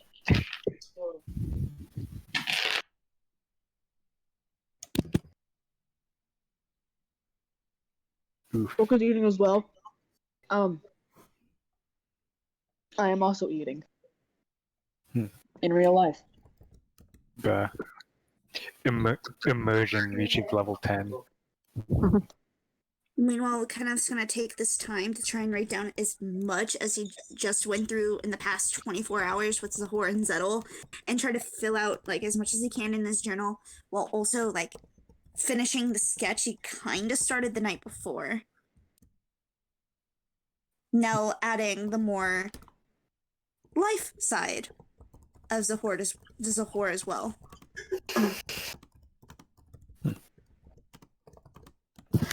Seems like everyone else had a pretty shit night compared to me. Almost makes me feel jealous. What happened to you last night? I saw my mother again. Huh. But there is something that might concern Alina later. But considering that she's away recovering from what happened last night, I think it's best to withhold the information. Yeah, I saw my mom too. And as they're saying that, you just hear Kenneth mutter under his breath, "And I saw a god." Would we hear that?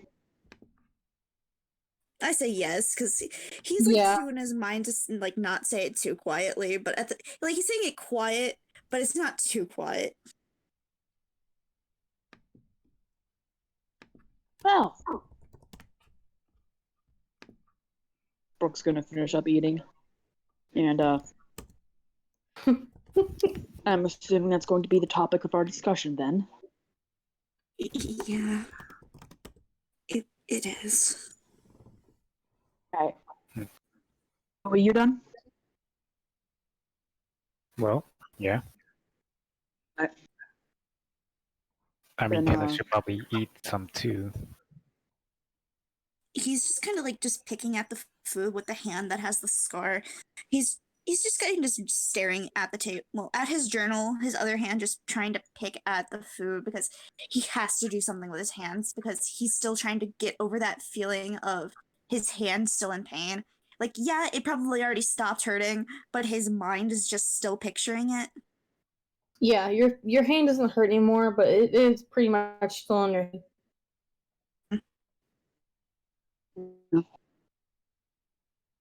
Oh, right. This is something I just remembered.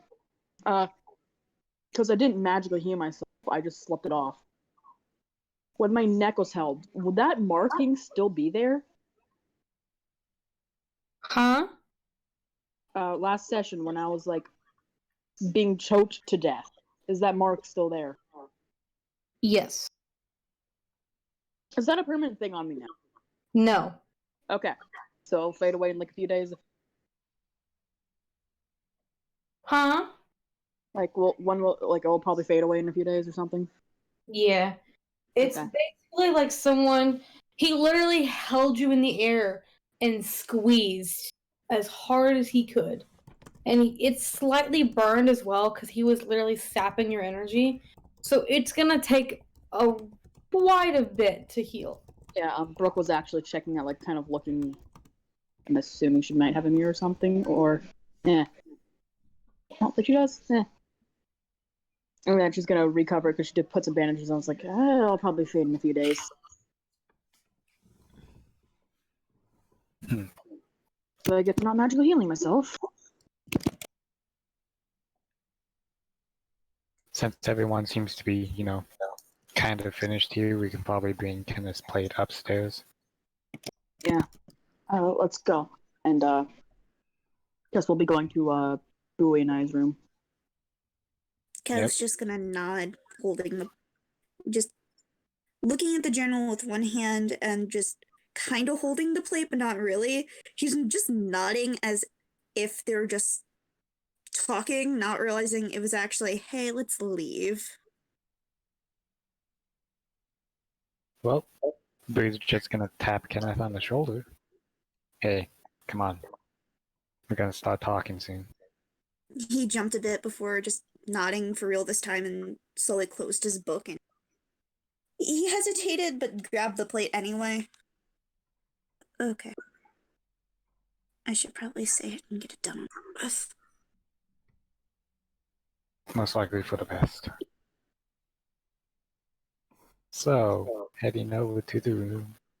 Would anyone else like to do anything?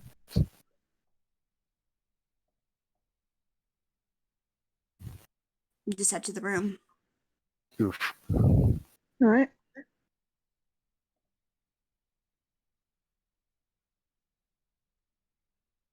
So we head to the room. So we head to the room. I mean, you guys have the floor. All Oh right. shit, we do. Fuck. When we get there, Brooke is going to grab the chair and sit in it in the most lesbian way she can possibly sit in it. So, on the floor, cross-legged. No, upside down, cross-legged. Yeah, probably. Uh,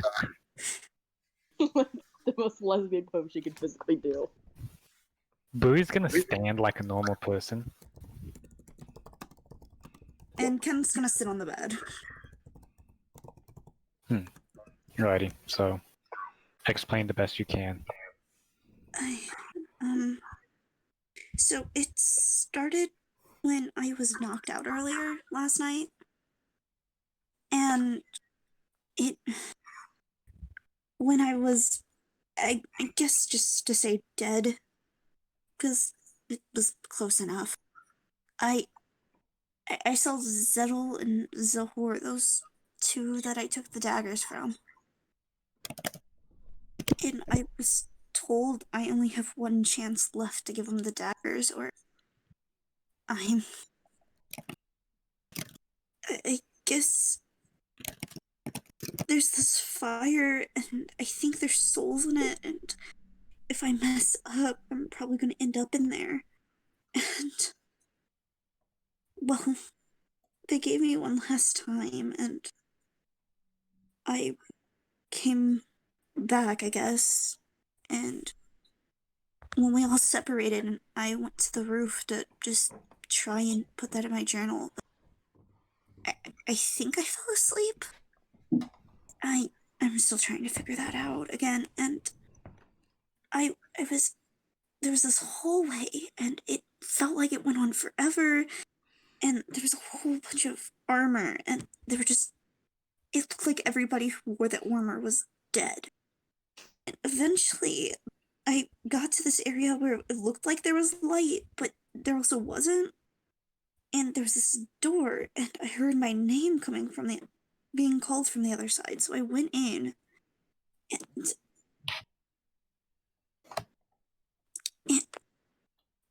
Zahor was there. And I felt like I didn't have a lot of control over myself. And I asked him to just let me see my family again. And he pretty much just told me that the daggers had part of Zettel in them somehow. And that's why he wants me dead, I think. And he said he said I need to return those, or the fire thing. And he asked to make a deal, and he had me sitting in a chair. I was terrified. I didn't know what else to do.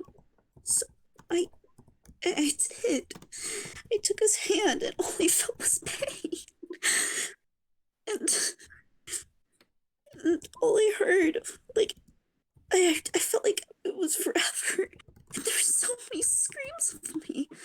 And the last thing I heard was, I need to keep you close. And if I mess up, something about pelts and a hat and a fish tank. I think I messed up. And like he's just gonna start breaking down into tears, covering his face with his hands. Boo's just gonna stand there with her arms crossed and just gonna watch everything. Again, she's not used to this kind of social situation at the moment, but Gonna kind of go over and place a hand on his shoulder. And, you made a deal with the god. How do you feel? I think I feel pain. I don't know. It's just. I'm not talking physically or mentally. what other Talking about- feelings are there? Sorry. Yeah.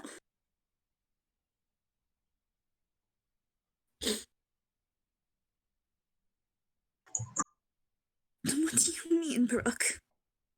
I don't know what you mean. There are a lot of ways to gain magic in this world.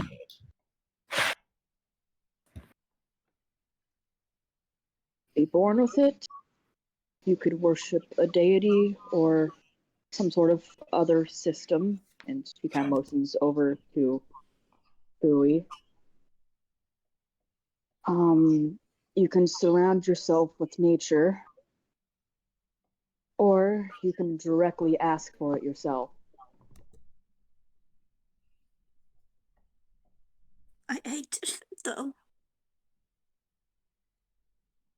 I just told him I need help finding the daggers. I don't know, so much happened. Question. So, since all of the other magic-bearing people on Calamus feel the magic throughout Calamus, does Kenneth now feel it? I think that was a nature magic thing.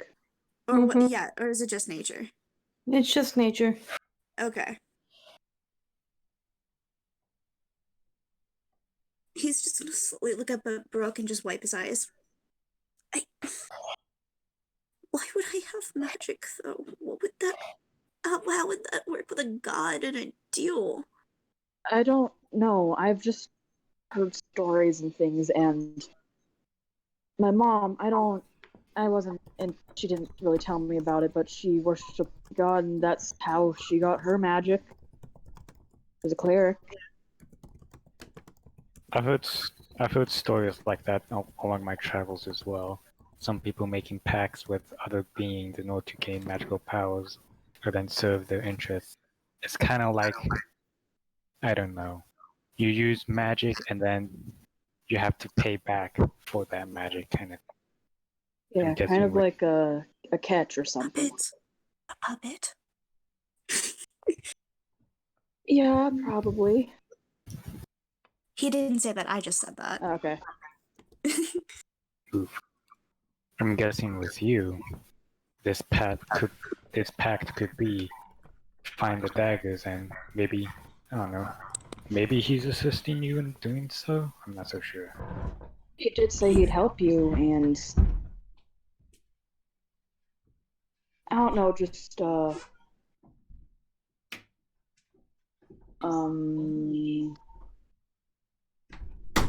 and do something magic. Yeah, I don't know. I don't know how to explain to other people. I've had magic my entire life. I'm sorry. Yes, try to do magic. Like what? Either I'm sorry. disappear or... I've naturally been able to do this. Yes, just create water out of thin air when you don't know how to. Yes, magic. So has Brooke noticed his eye color difference yet? Yeah, you would have noticed that his eyes are different colors.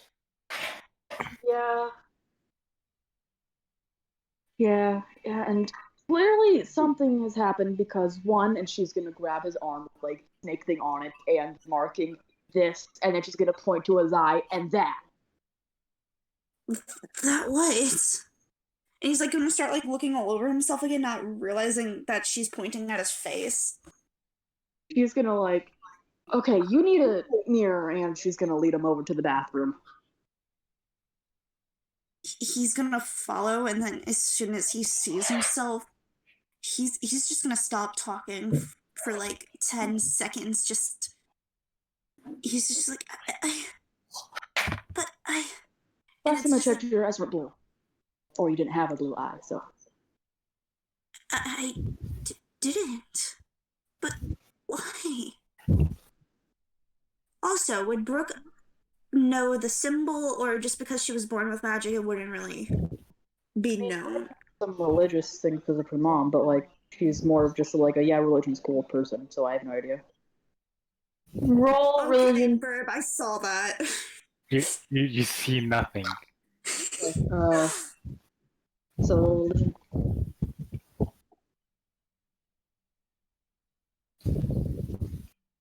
You see nothing, Justin. You see nothing. It's days like today, cats like you rot in hell. that's a 3. Oof. Brooke knows shit.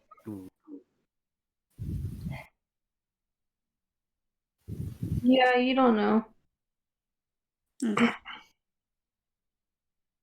Just seeing how everything is, he's just gonna like slowly just move back to the bed just to sit down and just hold his head in his hands and he's just gonna take a deep breath and just try to collect his thoughts for a few minutes before just speaking. He told me keep your eyes closed though. What if that hurts all of you? Well, from what just kind of picking up here, that was probably a threat.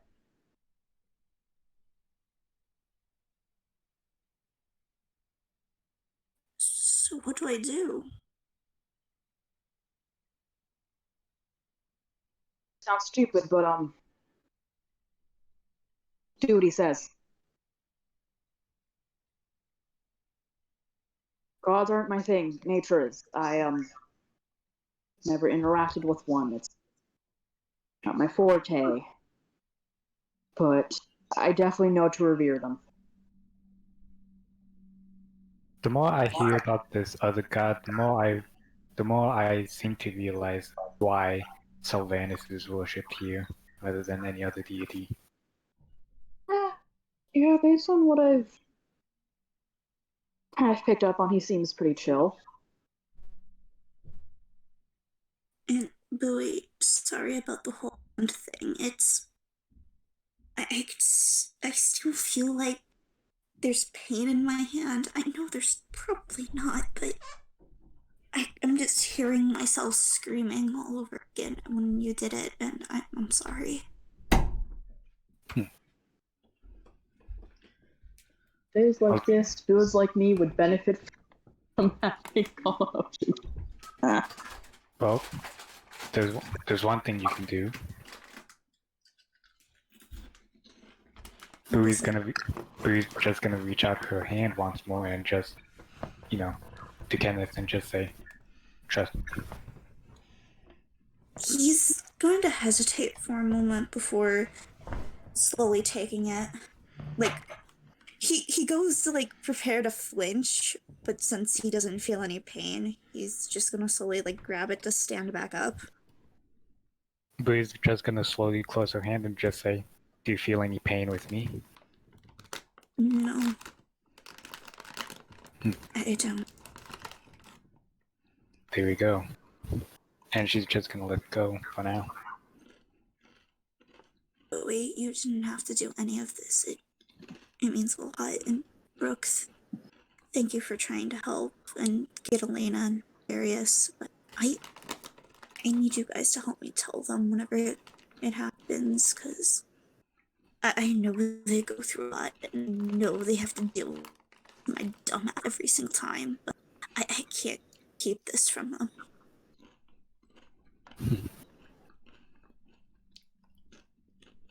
Alright, will do.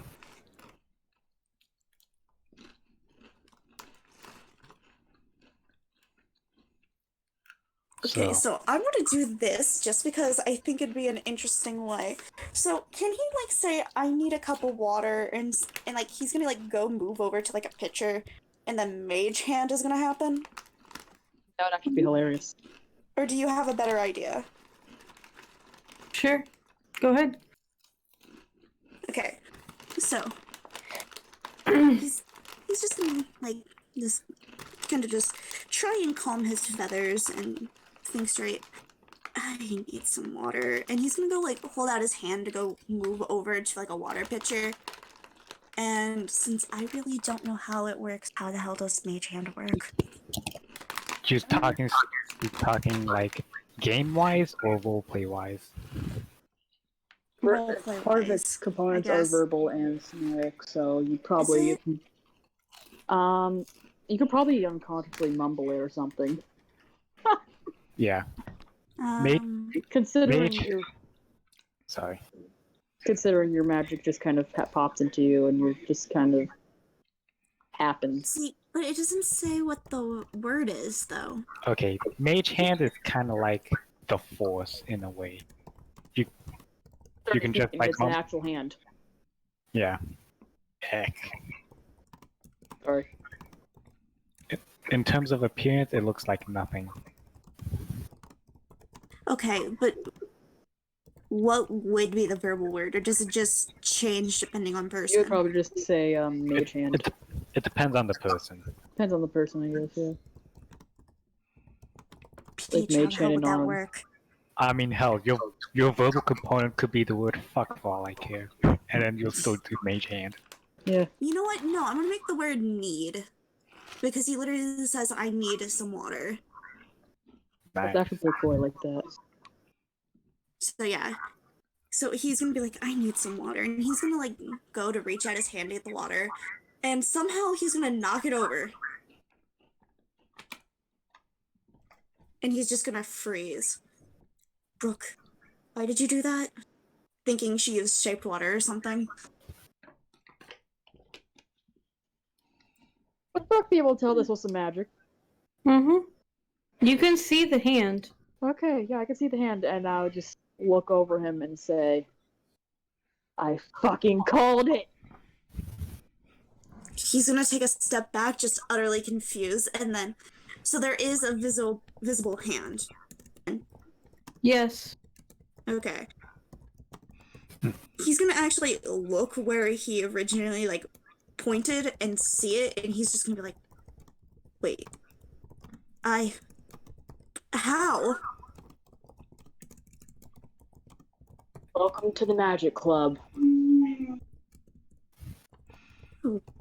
So I would say I need some sleep, but no.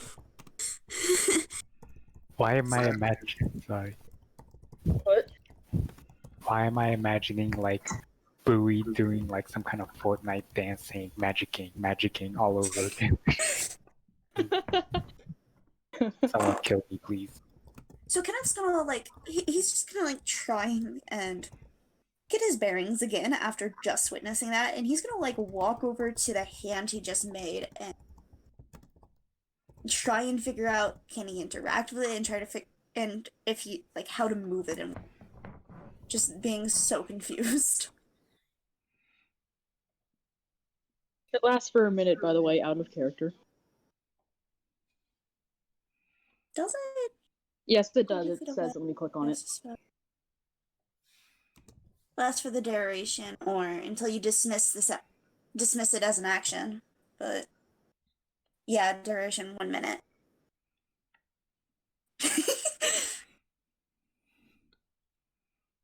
So I'm guessing after a minute it's just gonna disappear as he's slowly figuring it out. Okay. So that's one thing I know. Apparently now.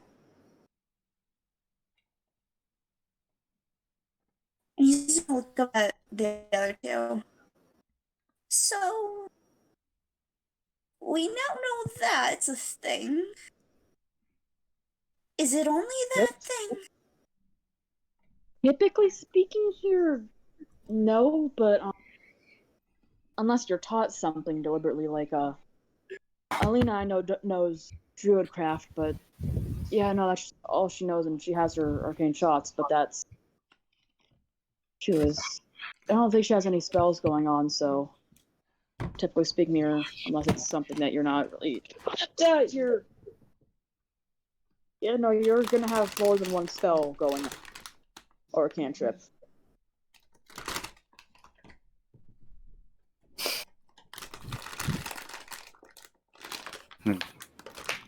Perhaps when we start traveling again, we can start experimenting. Yeah. Surprised you didn't feel it. Like, I don't know about you, but I can feel my magic. Like, when I stepped on Calamus, that felt stronger, definitely.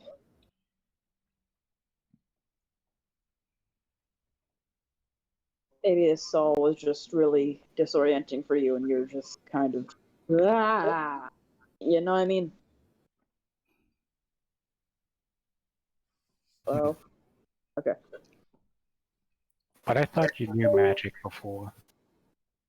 Specifically with those bandits and the alleyway. Those green If I arrows had that you use. $1 for every time Discord decided to not make sound, Oof. I'm sorry. So what happened? Brooks being like, he probably didn't notice it because he, like, everything was disorienting and kind of just, and then Bowie pointed out the fact is like, didn't you already kind of have some magic shenanigans? She's mentioning the Okay. bolts from the grave. I mean, yes? It's another reason. Maybe you didn't feel it. You were already kind of used to some semblance of it going on. Maybe.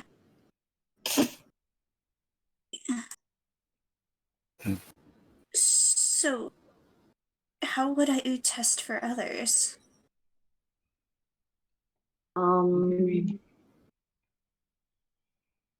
Just think for a little bit. Concentrate. That's I don't know how it would be for you. You just know your spells, but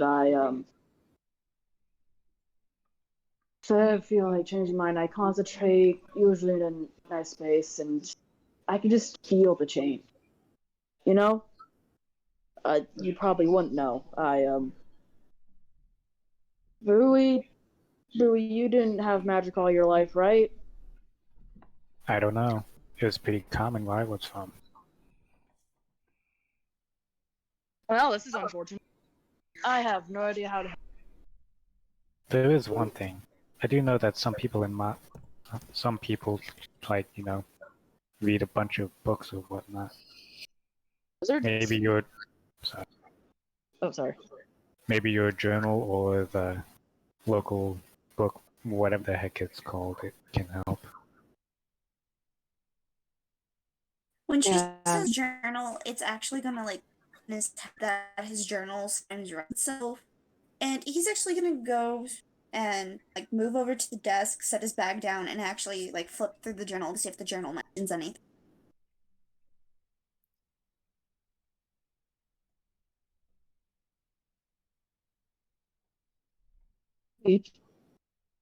What?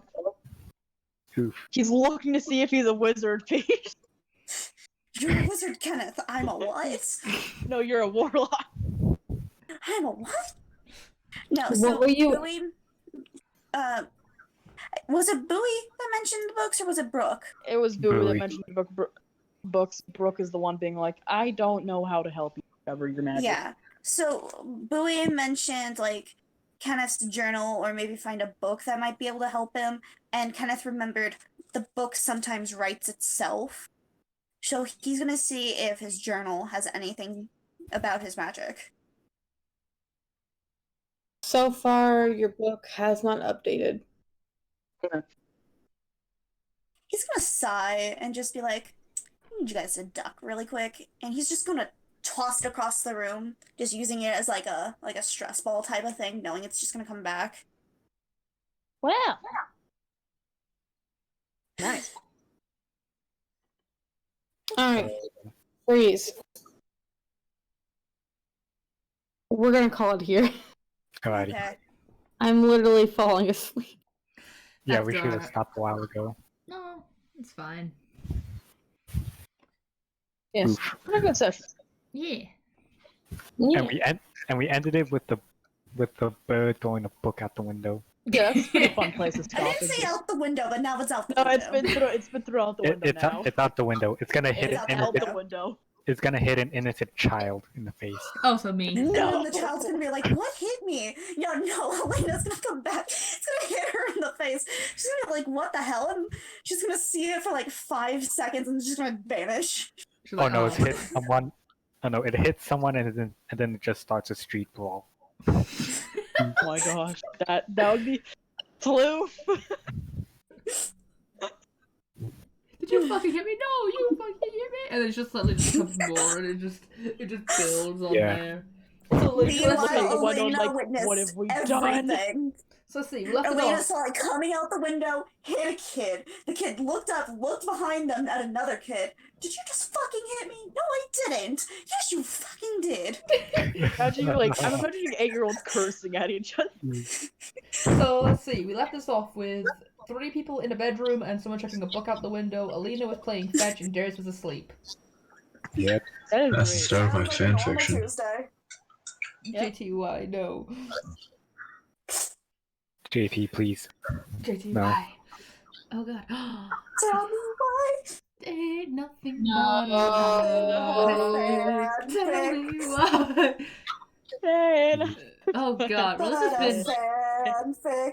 well, this has been really, really fun though. This has been a really fun session, and Yeah, It's just this like- is good. it's like something I DM'd to JT earlier. Battle for Calamus, prepare to cry edition. Ooh. Battle for Bro, Calamus, prepare to cry, be mentally distraught, and then 30 minutes later. So, about that taco. not gonna lie. Yeah, no, just Brooke, you may have magic. Hoot. Nah, Hoot does mage hand. I fucking I fucking Alright, I'm gonna Oh, end. you got bird. Yeah, go I'm ahead. gonna end Alright, the stream. You guys can all say goodnight. Bye, Night, stream. guys. Thanks for Hope you dealing with enjoyed the us. bullshit. Good night, stream. Hope you have a great night. Good night. Thank you and stream. good night, Force. Bye, Do not guys. do not catch the ED. And Gosh dang it. Floof, please make Kenneth, make a version of Kenneth. Floof as has so Sans, many please. moments she could draw, honestly. Okay.